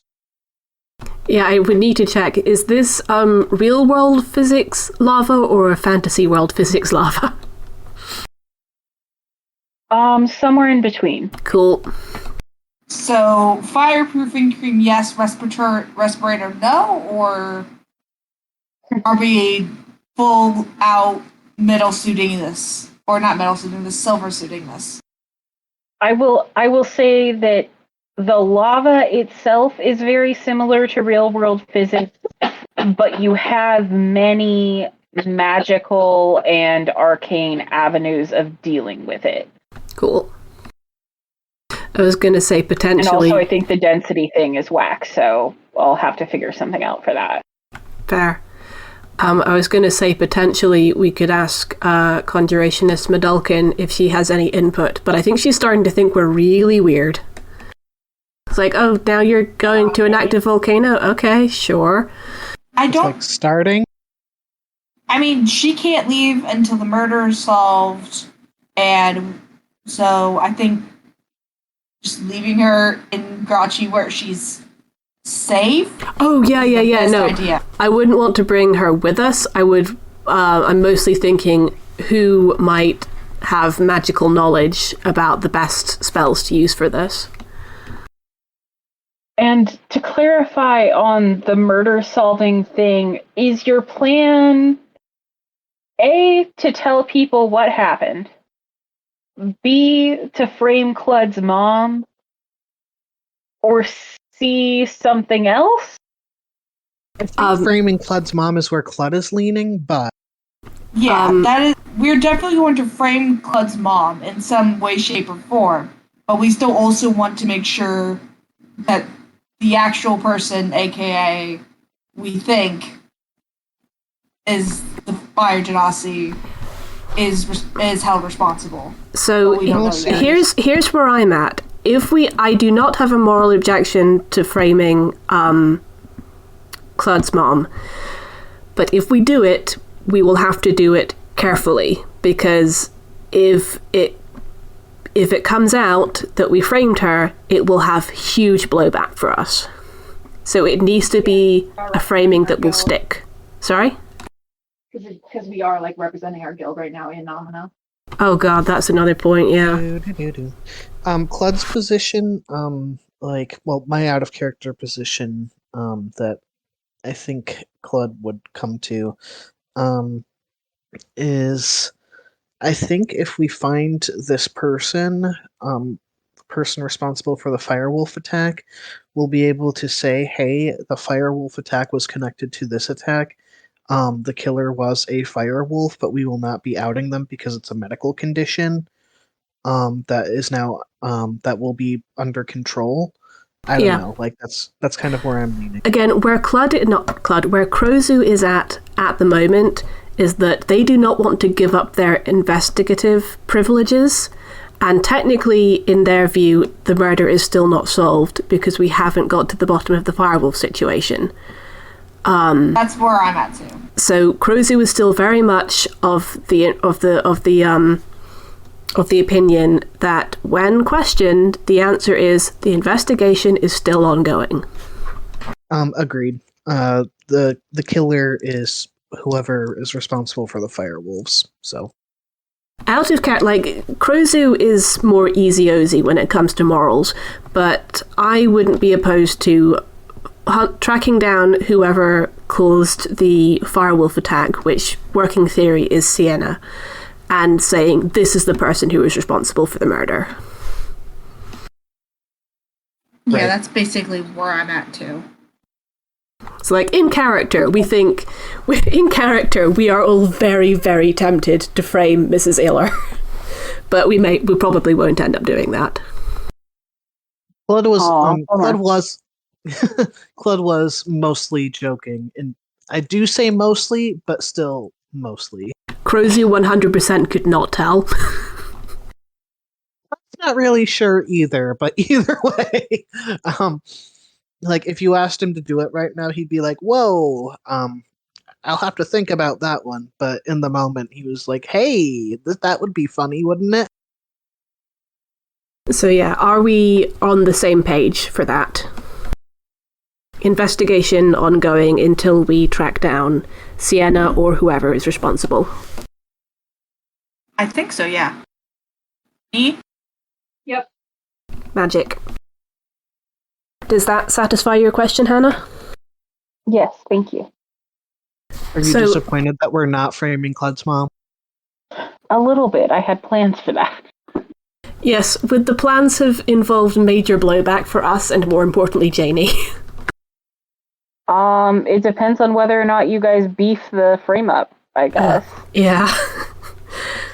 in thinking about it. Sorry, B? I don't like leaving that up to chance. Yeah, I was just thinking, if it's our reputation on the line, I don't mind too much. If it's Janie's reputation on the line, I don't want to leave it to chance. Well, I will say I have plans in place for several different outcomes. Hannah just over here playing Xanatos speed chess. I will also say, if we're on a wild goose chase, please do tell us. You are not presently on a wild goose chase, although I You're in am danger. a little bit surprised with the speed and fervor with which you are chasing the regular goose. I think we are, how do I put this? Really steamed at her that she has caused so much grief to Rha, who we hated last session, but now we love. Mm-hmm. Funny how that works. I mean, I wouldn't even say that. You started last session hating her, and then ended last session not hating her, and it all happened really fast. Yep. As soon as we found out she had trauma, it was very much like, oh, well, this is our child now. It's like, oh, Rha Klud is wasn't. Klud also very had. slowly hiking her way through her own little redemption arc. Who and is? you didn't know what part of the arc she was on until you met her. Oh. Klud was the only one who had terrible parents. Yeah. It turns out Ra's parents were, in fact, the same guys. The real What? trauma was the parents we had along the way. So, I'm guessing we've got all the information we can get from the helpful and slightly terrified cashier. Do we head back to Gratchi? Yes. Oh, before we leave, Before you leave. Klud will, like, we're kind of, when we're at the point where it's like, all right, we're gonna head out, bye, blah, and they turn and start to leave, Klud's gonna kind of stop for a moment, and he's gonna be like, oh, and he turns and he looks back at the cashier and he goes, I would prefer you not mention I'm alive. Like, if you're questioned about it, I don't want you to lie in a way that would put your job in jeopardy, but, like, don't go around telling people, all right? Who would I tell? I don't know, whoever, like, you said you get inspections or whatever. I get evaluated. Like, everyone gets evaluated. I've never met one of you before. I'm not suggesting a family member would show up. I just mean like a boss or something, and then he would tell other people, and people would tell people. Oh gosh, I hope that the. Oh man, that Huh? lift. I was just thinking about the lift guy who I forgot to tell. Please don't tell my mother I'm alive. But then again, I didn't think about it then because I wasn't sure if I was going to tell my mother I'm alive or not. Okay. This is my Anyway. problem. Klud is going to kind of move over to the counter, gently, not so gently, push. Did I say Klud? Krozu. All these names beginning with K. Gently, not so gently, kind of push Klud away in the direction of the door and slide a card across the counter to the cashier and nod at it for her to look at. She picks it up very slowly and extremely cautiously. It says, "If you are being held here against your will, blink twice." Krozu looks intently. The cashier makes whatever face is conveys the cycle of poverty is more complex than mere kidnapping, and yet also truly I am held here against my will, but technically no, this job is voluntary, but only in the sense that I need it to eat. And I don't know how many blinks that is. The look is conveying wage slavery. Yes. Krozu sends back a look, which is truly, we all suffer under capitalism. I apologize. She kind of looks at you all, still deeply panicked, and says, Thank you for shopping at Iller Co. I hope you found everything you need. Sorry about your wall. Uh-huh.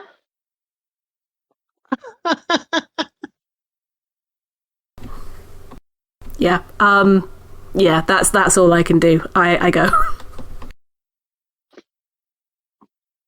Oh, wait, is there a review form, a little comments card to fill out? They don't care about your customer experience. Oh, well, then never mind. Are you kidding? No. I thought it was just the employees they don't care about. You know Yeah, what? because Fair. the product line here really screams we value our customers. Fair point. Okay, well, I wish her well, but we'll probably never see her again. Onward! Onwards. Okay, you guys are going back to Grachi, right? I believe so. To get supplies and make sure that we're prepared for going into a volcano. Yeah, Okay. I know that we also at some point wanted to, talk to the life insurance people who paid out Klud's policy to his parents and, possibly also rip off his parents, but that seems less urgent. I think that's a post-murder mystery, and, Yeah. That's right as we leave. That's our reward. That's our reward for taking care of the murder mystery. That's after we've also robbed their parents. Yeah, that's So they can't that's give the fair money enough. back. Yes. Yeah, I will say the office for that life insurance policy is not in Grachi. Oh, awesome. So we'll definitely rob the Illers first, then. Mm-hmm. Okay, so are you guys heading back to Ra's wing?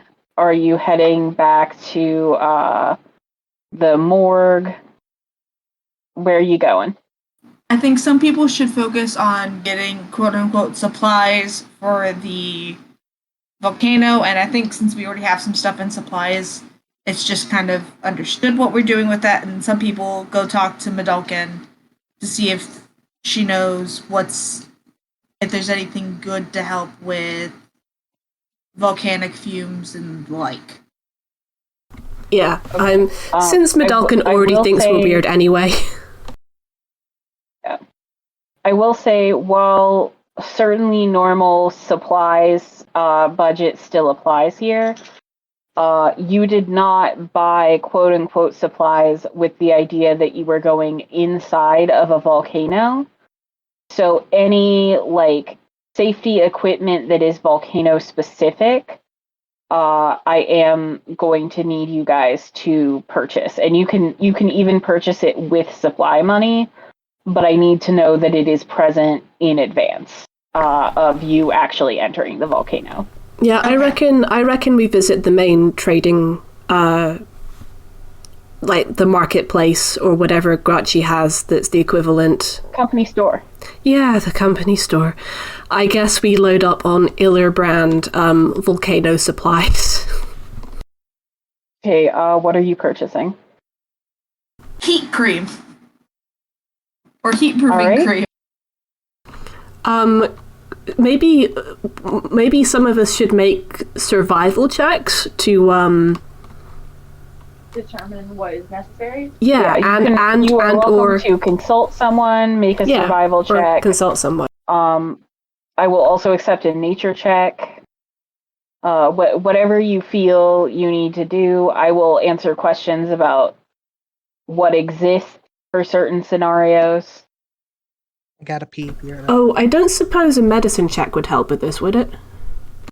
Yeah, I'll take a medicine check as well. Okay. Medicine check sucked. Oh, babe, what'd you get? Okay. What did we get? Volcanoes are very hot. You probably need heat-proofing cream and maybe something more than that if you can figure it out. You also find a nice dog groomer who's willing to shave Snowdrop if that's something you want. Oh. We should probably shave Snowdrop. Hold on, I gotta Google whether or not that's healthy for her coat.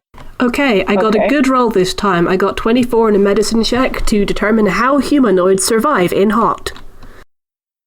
Okay. How humanoids survive in hot. There is specialized clothing that can help keep you cool. And obviously that doesn't help like a ton in terms of non-magical clothing. But you do live in a magical world, and some like common rated magical items will help you survive in an extreme heat environment. You know that there's definitely heat resistance cream available. What's up? Alaskan Malamutes cannot be shaved. Okay. Well, don't shave Snowdrop then. We but you get are a going to have special to figure collar. out something for her. Can we get get her a a special collar? Yeah, can we get a collar of cold? What? She'll get little booties. Okay. You will have to find dog booties and a collar of cold for Snowdrop. For her to be like, obviously I would never hurt Snowdrop, but if you don't, she will be just a sad little overheated potato for the whole quest. How much can we afford this? Like, what can we afford in terms of... Well, party gold, we have 46 gold. Supplies is 34 gold. And then, I don't know how much y'all have on personal gold. But I do know I have 43. Supplies will, cover basic supplies, but they won't cover... Because, like, supplies is like the box, gold right? From supplies to turn into volcano supplies now. I just won't let you do that later when you're in the volcano. Okay, so how much of the supplies, how much of the 36 coins gold do we want to turn into specifically volcano supplies? Well, how much heat cream are we going to need? That's my first place I want to start. Because I feel like that's the easiest one to get. I will say that 1 dose of heat cream will give you fire/extreme heat resistance for 6 hours. I think we want to... tell me if this sounds unlikely, but I think we should cover ourselves for being there for at least 12, maybe 18 hours. I was going to go 24. Yeah, honestly, 24 was my first thought. I was just like, oh no, maybe that's too much. 24 I would go with, yeah. What do the rest of you think? Okay. 24 is good. I like 24. If Carrin puts on heat cream, Carrin will have 100% immunity to fire. Hell yeah! For the time the dosage is. So 24, and there's... Oh god, how many of us are there? And we'll need to apply it... Well, hang on. Are we applying fire cream to Snowdrop as well? Or is that not work because of her Snowdrop, fur? Is very special and just needs special booties and a collar of cold. Okay, cool. TM. Okay, so that's the party, which is... Fuck, how many of us are there? 5? 5, yes, but Rhuk's But then not plus here, Rha. so 4. But, yeah, I suppose I'm Rha like... will get her own supplies. Okay, Rha will get her own supplies. Rhuk, well, I guess I'm like... Are we still going to be in the volcano? It's currently Schrodinger's Rhuk, because if we end the session... Is Allie going to be back by the next session, is the question. I'm going to end this session after you guys buy the supplies. Okay, so Allie will... Because the next one is the first.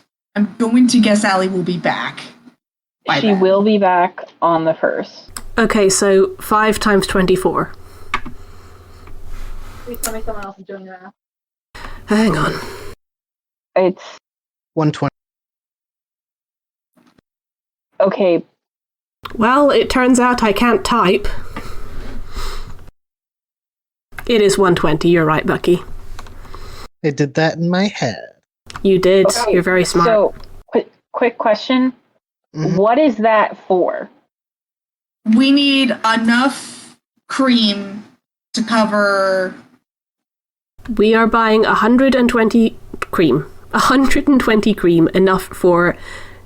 Wait, no. Hold on. No. The I cream got- works for 6 hours, right? That is 6 correct. hours. Thank you. Sorry, I knew I'd forgotten something. It is 6 hours. I will also remind you, when you are in the actual village, you will be probably uncomfortably warm, but there are ventilation systems that will prevent you from needing to use like heat cream on a constant basis. Okay. We need all about of enough for 20 4 doses. Okay. No, wait. Yes. All of us will need 4 for the whole day. So Yes. 20 doses total. 4. I was getting hours and doses mixed up. We need 4 times 5, which is 20. We need 20 heat creams. Thank you, Hannah. I am ashamed. How much is a heat cream? Listen, they are happy to sell you 120 heat creams if that's what you want. I don't think we can afford 120. How much, like Ahre said, how much is a heat cream? It is 1 gold per dosage. So 20 gold. 20 gold it is. Do we want to convert all of that from supplies, or do we want to, like, use some of our party funds to buy more? Half and half, maybe? Half and half Yeah. is what I'm thinking. Okay, take 10 out of... yeah. More supplies. So we'll have 24 gold in supplies and then 36 in the party gold. Cool, that sounds good. Are you rounding up, R? Because I have like silver and copper pieces in here. I also have like 2 silver in party supplies and 13 copper in party gold. In party funds, I'm just, because it's 20 gold. It's just a flat 20 gold. I'm not worrying about how much copper it is because it's just a straight thing. Wait, do we have 2 people keeping track of party assets? Yes. Okay. So wait, how... I think Allie's also keeping track of it, but I don't know what her count is. Would it I make just don't- sense? Sorry, go ahead. I just feel like it's just easier for me to visualize how much it is if I had it written down. Yeah, that's So- fair. I was just wondering if we just wanted a Google Doc that we could all access. Oh, that'd be excellent. That would be great. Shall I make a Google Doc? Please. Okay. Someone else will have to fill in what's on it though, because I am not one of the people who's been writing this all down. Yeah, I mean, like if you make like a spreadsheet, I'll absolutely fill it out for you. Okay, I'll make a Google spreadsheet. You guys talk amongst yourselves. You guys roleplay or whatever. Okay, so what is your count in then of party funds be? Okay, so let me check after doing the math. Okay, party funds or supplies? Both, just to make sure that my count is accurate. Because you Okay, take better notes than I do. Supplies are 23 gold pieces and 12 silver. I had 2 silver for some reason. Oh, oops. Party fund is 35 gold pieces, 6 silver, and 13 copper. Okay, so I was missing 5 silver for the party funds. Okay. I'm going to assume that yours was the more accurate one. And then we also have 7 things of a healer's kit and 4 health potions, is what I've got written down. And 2 scrolls of healing as well. I didn't have the scrolls of healing written down. Okay. But that's okay, that's why we're going to have a spreadsheet. I'm adding a column for platinum because I can dream. I love that. Dream big. Keep that energy. You know, we were going to be paid a bag of platinum or not. Why would I believe that? I mean, We signed a contract. we signed a contract, but I don't feel good about it knowing, although if we track down Sienna and it's her, well, anyway. Ra's the one in charge of giving us that money. She can give it to us at any point. I think we should just rob the Illers and just worry about that right now. Agreed. I just realised, though, that if we care about Janie's reputation, we'll have to make sure that no one knows it was us. Oh, God. How dare you be responsible? I know, I hate remind it. you that the entire purpose of Conjurationist Medalkin's visit to the Adventurers Guild is to create a teleportation circle so that you can pop back and forth to and from Nomina at will. Oh no. They can come here and yell at us to our face. Terrible. Oh It's no, almost- I meant you could go back and rob them at any time without it being a big hassle. Yay! Hannah's enabling us! Ooh. So we But you leave. might not want to do it this trip. Fair enough. So Sunday, on market day, instead of going to the market, we do Wait. this instead. Hang on, isn't it going to take like 11 or 12 months or something for Yeah. Vidalkin to You set up? have to, the way the teleportation circle spell works is that it is available for a day every time you cast it. And you have to cast it, unless your conjuration is Vidalkin, you have to cast it every single day for a year in order to make it a permanent circle. Oh, so it's already there, it's just not permanent. Yes. But I like this. Conjurationist Vidalkin just has to blow a spell slot every day to keep it there Canny. until such time as it's like established and permanent.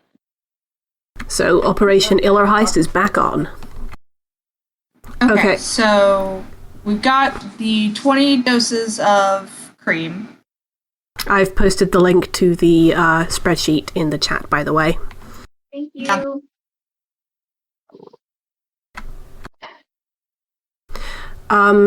So we've got the heat cream. We also want to look into, well, next priority is Collar of Cold and booties for Snowdrop, and then, depending on how we're doing for money, lightly enchanted clothing. Or at least Okay. some sort of enchantment Yeah. thing that we can wear. Maybe we can all get Collars of Sure, maybe. Cold. Necklaces and Just roll circlets. up like, just like, hey, what's up? We're in the kink scene. It's fine. Don't worry about it. No, We're we fine and won't be normal. outing ourselves unless there's a cock ring on the collar. I'm sorry. You think there's a what on the Bucky, you know that those rings aren't. They're for attaching leashes to, usually. No, I know. It's you know how gay men used to wear cock rings on their necklaces? You know, like No, earring this is magic actually a and fascinating Eric. piece of queer history that I didn't know. Oh, you don't know about earring magic 10? I'm sure she Who? does. Okay. There was okay. there was a Ken doll, Hannah. In the Uh-huh. 90s, in order to make Ken more hip, Mattel had some people do some research into what men were wearing. Oh no. Now, this has never been confirmed, but the theory is that Mattel's researchers went to gay bars and Which copied. is a good way to find out what stylish men are wearing. And they basically copied that and then released Earring Magic Ken, who was wearing an earring and had a necklace right with a side? circle.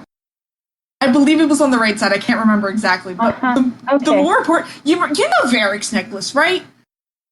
Are you Yes, saying I that? know about. I've seen Varric's necklace. Are you saying that Varric wears a cock ring around his neck? That was my first Varric- thought. No. Varric wears a circle around his neck that I would argue the metal on it is too heavy to be a cock ring. Oh, fair enough. It would be an interesting feat of management, but yes, it is a metal circle. I mean, Varric is nothing if not capable of interesting feats. Mm-hmm. But, Yeah, but- we digress. Go on, R. Sorry, I didn't mean to open this can of worms. It's just Anyway. sometimes I see him doing the backflips in Inquisition, and I think about how old he canonically is, How old and is how his body must have so much pain. How old is Varric? At the start of Dragon Age Inquisition, Varric is in his early 40s. Oh, God, he's okay. so hot. That's a he? dilf, He's a everybody. dilf. Yeah. He's a dilf. I'm gonna actually kill myself. Like you've done it. You've successfully dealt psychic damage. To now listen, boys. If he's a DILF, then who is his child? Me. Ah, Damn it! I was gonna say that. I thought someone would at least say Bianca. It's Meryl. No, he has an explicitly sexual relationship with Bianca, actually. Okay, so no, it's Varric isn't Bianca's father. Varric is Bianca's daddy. Got it. That is correct. Yes. And so Mattel releases this earring magic pen, and it is popular, but not with children. With the queer community, and it became very apparent to Mattel very quickly what they had released, and then they discontinued it very quickly. Cowards. Is this before or after teen pregnancy Barbie? I am not sure. I just know that this was in the 90s, early 2000s. Teen pregnancy Barbie? I thought Barbie was in her 20s. So legally it wasn't explicitly teen pregnancy Barbie, but the Barbie in question was pregnant in such a way where you could yoink the fetus out. B, I believe, was released in a set with no man and her younger sister Skipper. Actually, sort of the impression of either she's teen pregnant with her sister there, or she's like a single mom who also has custody of her sister and is trying to make it work. Okay, so this is post, I believe, because from what I'm doing after a quick Google search, the pregnant Barbie was from the 60s, or at very least, that is what this is coming out. So this was, and Earring Magic Ken was 1993. Because I legit had a pregnant Barbie. I don't know if it was actually Barbie, but it was from that line. It specifically was Midge. Okay, yeah, it was Midge, right? Yeah, they did eventually re-release a slightly less fetus-y pregnant Barbie. Yeah, it's like when you take the baby out, it just looks like a baby. Yeah. Basically, she can either be 9 months pregnant or not pregnant. Mm-hmm. That is correct, like a late-term abortion. My mum knitted a little jumper for the baby, because I was concerned because the baby was naked. Aww. So technically this was not around the same time, but it did happen, and it got canceled very quickly. And so now any Earring Magic Ken that you see with the purple like faux leather jacket, I want to say fishnet undershirt, I can't remember, and then the necklace with the cock ring itself are all very much collector's items. First recorded session, folks.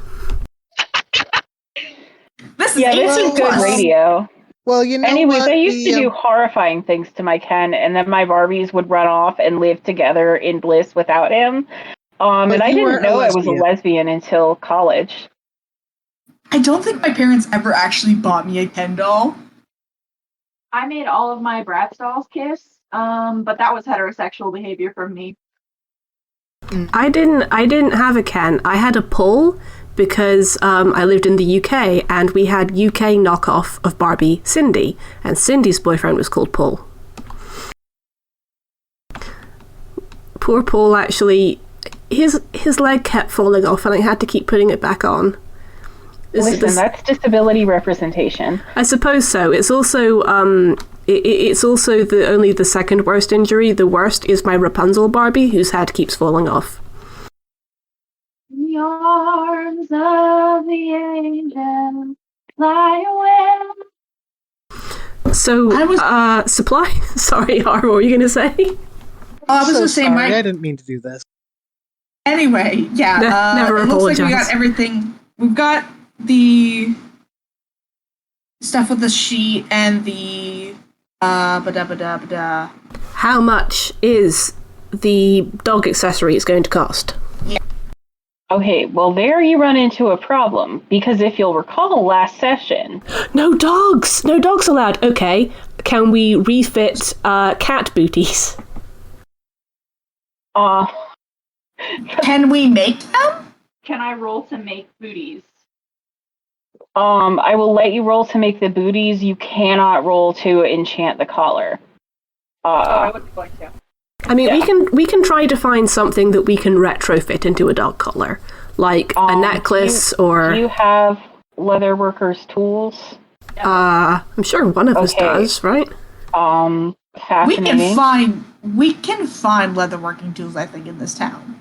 Okay, I will let you take leatherworkers' tools out of the supply budget. Okay.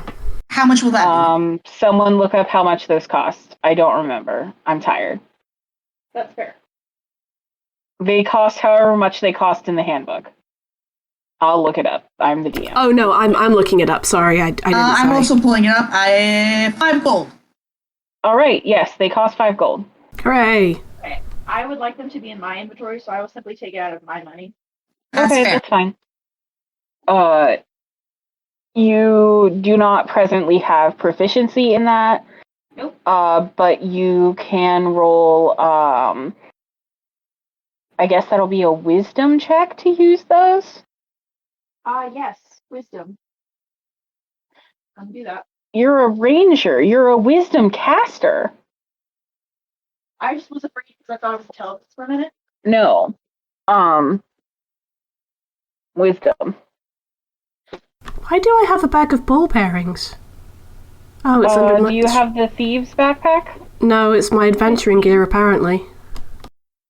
Every adventurer needs the thing of ball bearings. A 15 is good enough that you successfully have. I'm gonna make you take another 5 silver out of supplies for like the leather and stuff, but you have successfully crafted dog booties.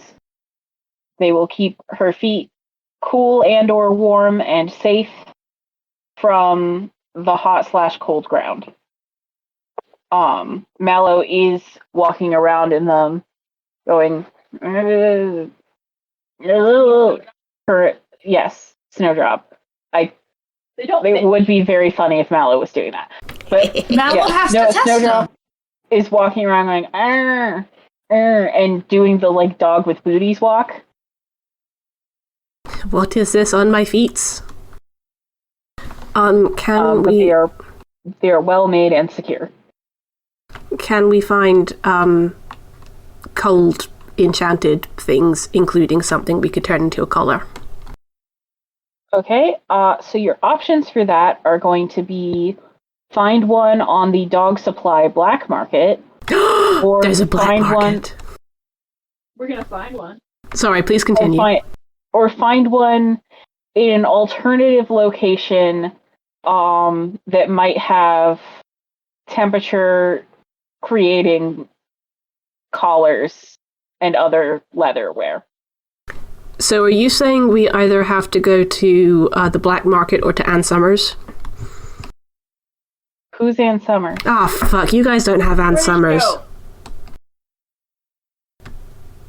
A sex shop.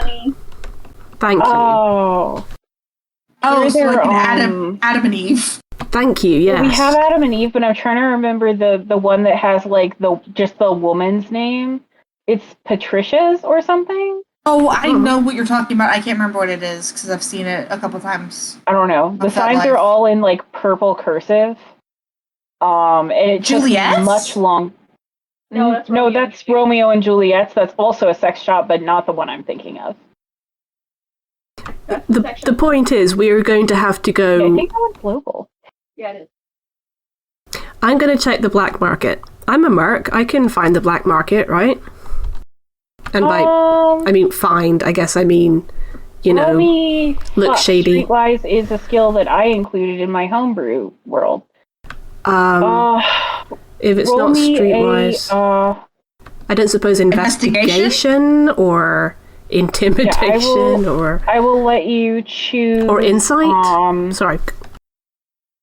I will let you choose investigation, a charisma check, or I'm gonna say Could I interest you in insight? or it's gonna be a history check. History, okay. These are all things which I have no more than 0 in. I do not know if someone who is a bit more proficient in being charming. I gave you 3 options. You did. You absolutely Which did. one are you looking for? At the black market. I'm happy to swap and go to the sex shop instead. If anyone is better than me at investigation, history, or charisma, which I would imagine is everyone. I have a +2 in charisma. Yeah, I have a -1 in charisma. I nominate Carrin to look for the black market. Is that okay? I do not find Apparently it. not. Can I roll investigation? Yeah, go ahead and roll investigation. Carrin, you wind up getting kicked out of a gay bar. Carrin looks Incredible. very disappointed. Didn't get any numbers. Not a single one. I'm going to Okay. Ann Summers. Mallow, did you find a sex shop or did you find a secret dog supply dealer? Okay. Yeah. A little kobold that you could swear that you recognize from Ogashu goes, hey, and opens his coat, and there's like collars and leashes and little tins of gourmet dog food. Says, what you looking for? A cone of cold. Like a shame cone, or No, like a dog collar, but like with cold enchantment. oh, like you want it to be able to cast cone of cold, or No, I just need a dog. oh yeah, I got that. I got all that shit. And Does he also got rocks? no, this is a different one. Okay. Oh, okay, sorry. I apologize, that was specious of me. I have a rich and varied stable of NPCs, only some of which are kobolds. I thought you said we'd seen him in Ogashi before. My apologies. Yes, but We not the rock merchant is in Frell Oh, the rock And- merchant is in and Frell. sells rocks only. Yes. You're right. I'd forgotten. Okay. No, Dally, before I just realized it was before you joined the party, but they got scammed by a spice dealer in Ogashi. Oh my god, good. Oh, it's that guy. He says, I got it, but it'll cost you What it'll cost me. 20 gold. Can I Negotiate. You may haggle. How are you haggling? That's ridiculous, and I won't pay that. Intimidate. Okay, well, I guess I'm just gonna close up my coat and take my stuff elsewhere. Are you rolling intimidation? Yeah. Is that like a thing? Yeah, that's a skill. How are you intimidating him? Because he's like just closing up shop. I'm simply looming over him with my scary dog beside me. Oh, Within her little, but she's still very big. Snowdrop is there. Snowdrop's like carefully trying to like step only like half a paw on the ground and keeps sort of levitating around, but she goes "Arr," while it's happening.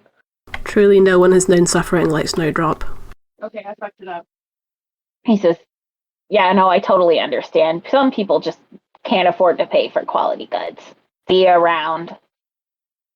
And starts like Wait, what if I play you a song? a song. Can I pay you partially in a song? It's a good song. It's a great song, even. What? Listen, I'm poor, but I got a hurdy-gurdy, and I'm pretty good with it. I mean, I'll buy the hurdy-gurdy off of you No. a bit. And what can I buy? What goods and services can I buy with your hurdy-gurdy performance? You'll be so inspired. You go out there and you'll make millions. Not if I'm trading stuff for songs. That's literally a persuasion. thing, like selling stuff for songs. Can I begin to roll persuasion? Yeah, I will let you attempt persuasion. If it's a very good performance check, but this is not a man who prioritizes the arts, is what I'll tell you. Can Snowdrop give him the help action? What's Snowdrop gonna do? Just howl? Yeah. Okay. Are the rest of us there, my question? Oh, I'm not. Okay, and you're sure you want to burst into song and not... Yeah. I Okay. committed, and that's impressive. Okay, are the rest of us there? Yeah, the rest of you were present and... I'm not there. I'm looking for Ann watching Summers. and experiencing this. Can I somehow use thaumaturgy to help boost the song? You can make it louder if you want. That's not a good idea. I fucked up. I'm just trying to do something to give you advantage. What thaumaturgy is capable of doing is making the song louder or adding a gust of wind or opening or closing a door, I think. Okay, someone Can tell I the dance Tiefling to the carpet. song to help? You can't help a 7. Like, listen, this man barely was interested in hearing a song to begin with, and the song was not that good. Even if you dance really, really well for him now, like, it's still not legal tender, which is what he would like. I'm just trying to find somewhere to give him advantage. I appreciate your team spirit, and I will give you inspiration for trying so hard. But no, there is no advantage to be had here. Fine, I'll give you 20 fucking gold. Thank you. B, at least know that he suffered first. I wish that made my pocketbook feel better. Yeah, Krozu was aware of none of this. They have still gone to Adam and Eve. Okay, Krozu, what are you also looking for a collar in Adam and Eve? I guess so, but possibly also just clothing in general, like temper. You gotta look like a badass somehow. It's like a temperature play section with enchanted clothes. Yeah, I go to the temperature play section. Okay, I will allow this, but you will have to think about what type of clothes are available. You're gonna just buy us all cock rings. We'll just put on our necklaces. I can't breathe.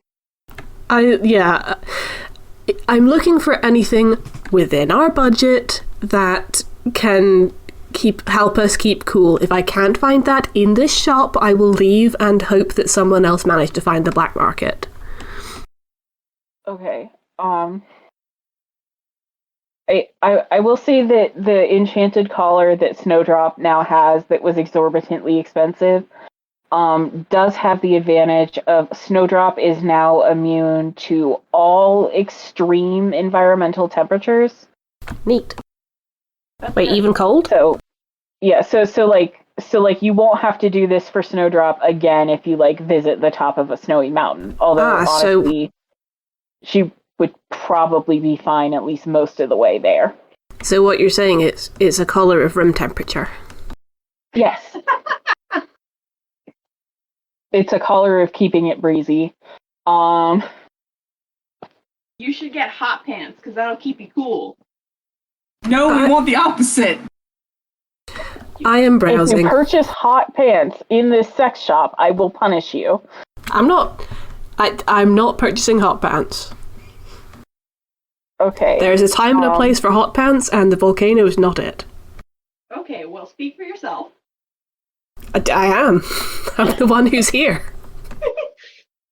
Okay. Maybe there's like some leather cuffs that Bloody have hell. been enchanted. Okay. Hannah, I'm browsing. Yes. You're browsing. I'm browsing. Would you like me to make a roll? Yeah, I will let you choose. You can either make me an investigation check to look in a focused way, or you can make me a straight d20 luck roll to just try to stumble into something. Honest to God, it makes no difference in terms of modifiers, so let's just go with luck.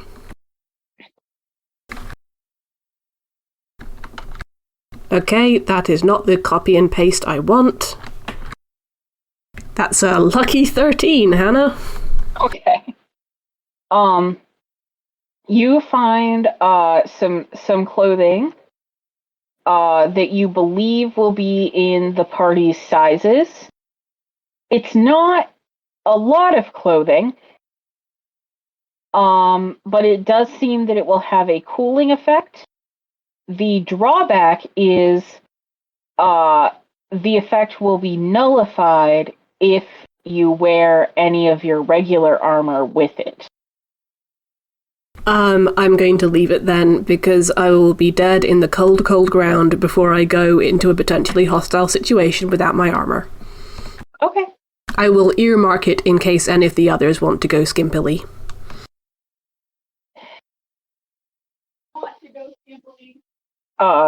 Mallow would like to go skimpily. Well then, Mallow can go and get one of these outfits. I do return to the group with this information. Okay. And then I remembered that sometimes other places sell clothes that aren't sex shops. Okay. Okay, so what's with the skimpy clothes? They're just skimpy, but like they protect you? They protect you from the heat. The drawback is that the effect will be nullified if you wear like your regular armor with it. Oh, that's not as cool. I do want to be skimpily dressed though. Okay, well, but that's your choices. Okay. Another day. I'll get sexy armor one day. Okay. Can we go to like an enchantment shop? Enchantment! Shopman. Oh, logic. There are not a huge variety of stores here because it's primarily a company town. So while there is an enchantment shop for like sort of generic safety gear, it's gonna be tough finding what you're looking for. I will let you roll for it though. What do I need to roll? That also a luck? Yeah, I'm gonna say this is just a luck roll because it's totally dependent on how it goes in there. Swear to God, if the skimpy 6. clothes... Oh God. I'm just gonna I'm just gonna repost it. Okay. Yeah. Yeah. The gnome working the shop says, I got hard hats. I got glove. Oh, B was asking if there's anything else he needs to do in this session. I have responded. You did. Okay, cool. Love you, B. Love you. I got glove. I got hard hat. It'll keep you safe when you're picking up broken glass. I got these respirators. I don't got no heat proofing though. Okay. Are you saying that our best option is the skimpy sex shop clothes? I'm not going without my armor. I'm saying that you can pay some quality Illa bucks to get safety equipment. Do you need gloves or hard hats or respirators? I've also got some coveralls for if you're painting. Out of character, would Medalkin be able to do enchantments like this? Or do we know that for a fact? No. Shit. I mean, Huh. You do not know what she is capable of for a fact. Can we go and ask her if she's able to put that kind of enchantment on like a ring for each of us to wear? Sure.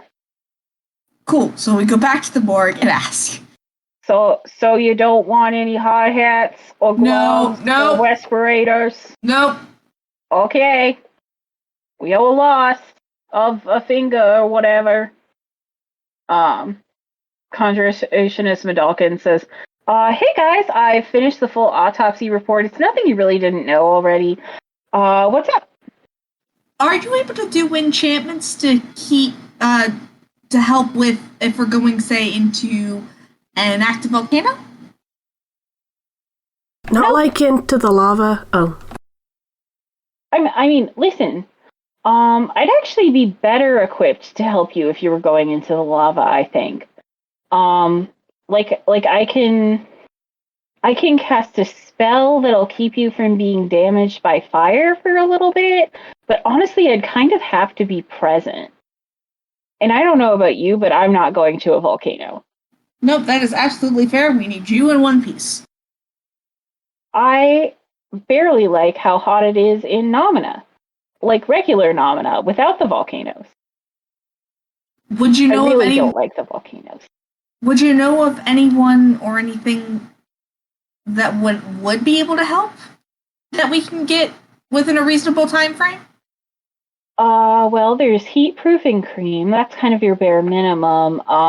We got the cream. We just want to see if there's anything like a ring or a necklace or something we can easily wear to help. Well, they make enchanted clothing, but you usually can't wear other clothes on top of it.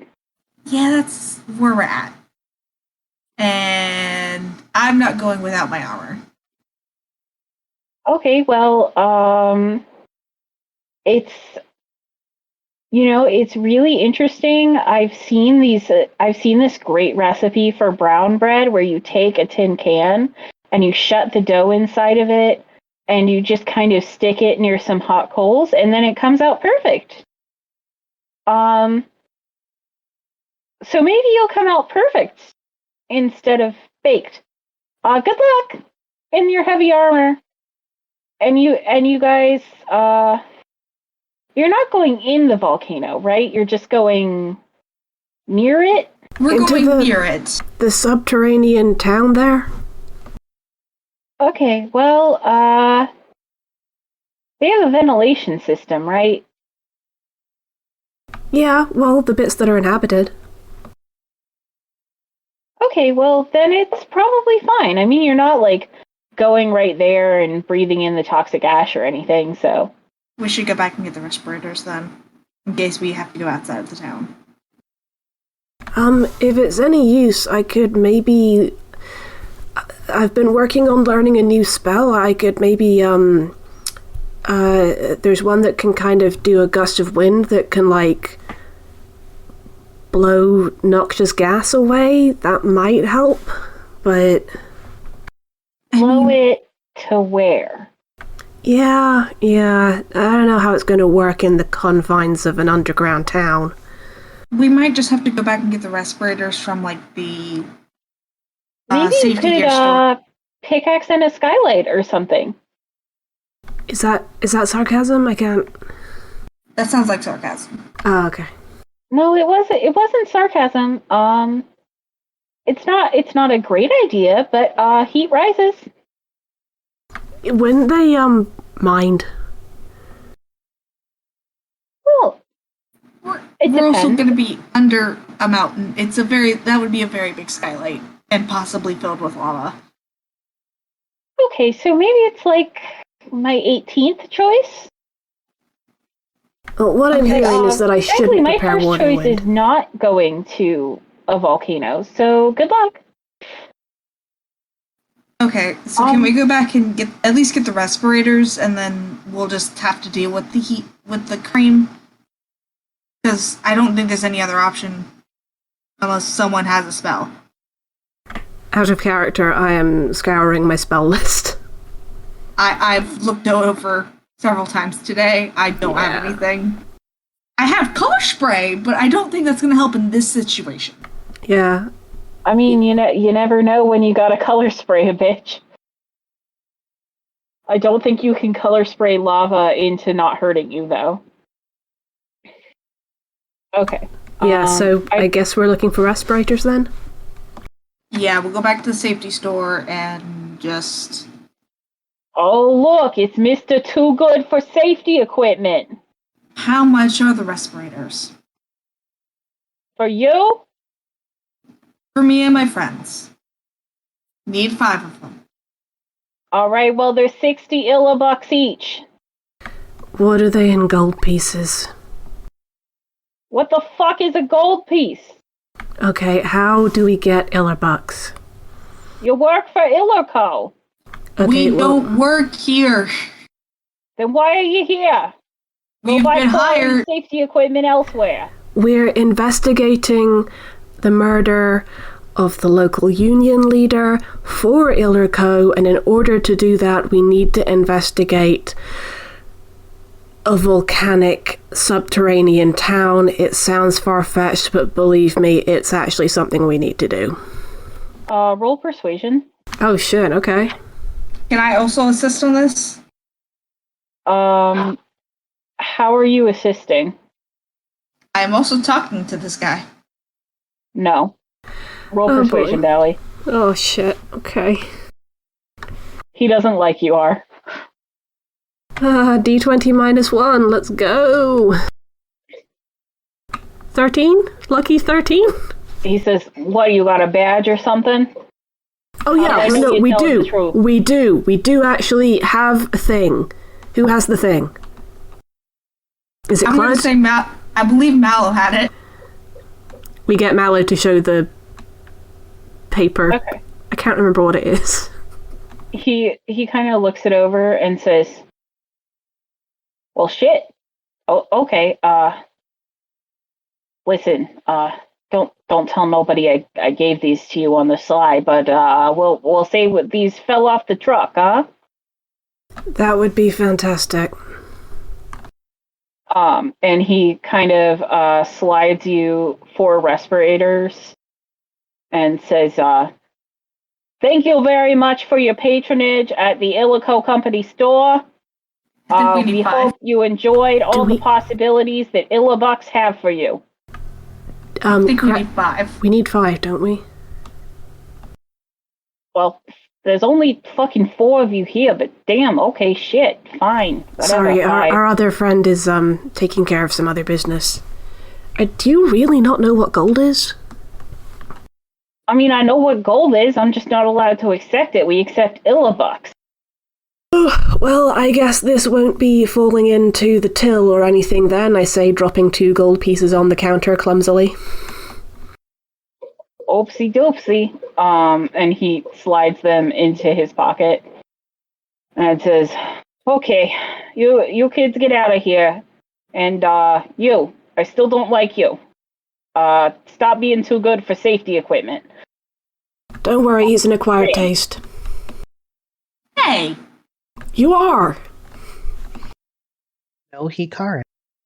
Oh my god. Okay, as long as you are actively wearing a functioning respirator, you have resistance to poison damage. And we're Cool. just gonna say that you each got one that's shaped to your face, even if you have tusks or a beak or whatever. They're adjustable. Extremely. I mean, it's either that or Illerco spends time on making lots and lots of different models, and, well, that's just not profitable, is it? You have a fair point. Alright. Is there anything else you would like to attempt to purchase in the way of supplies before next session? I think we may have exhausted all avenues of humiliation. Bucky, was there anything you wanted to get? No, I can't think of anything. Couldn't hear you there. What was that? I was just saying that I can't think of anything. Okay. After you guys are all prepared, Rha meets you with a much nicer and more neatly packed bag than any of yours on clearly. On the outskirts of town, and she says, all right. You know, I haven't been out of Grachi in a few years. Just checking. Will Mother be sending a search party for you? Oh, no. No, I'm away at a corporate retreat right now. Understood. The scheduling was sudden. Naturally. So, I guess we're ready. I guess we are. Stop looking so scared, Klud. There's nothing to be nervous about. Look, it's not that I'm scared. It's more that it's been a while. It's less frightened and more apprehensive because it's been a long time.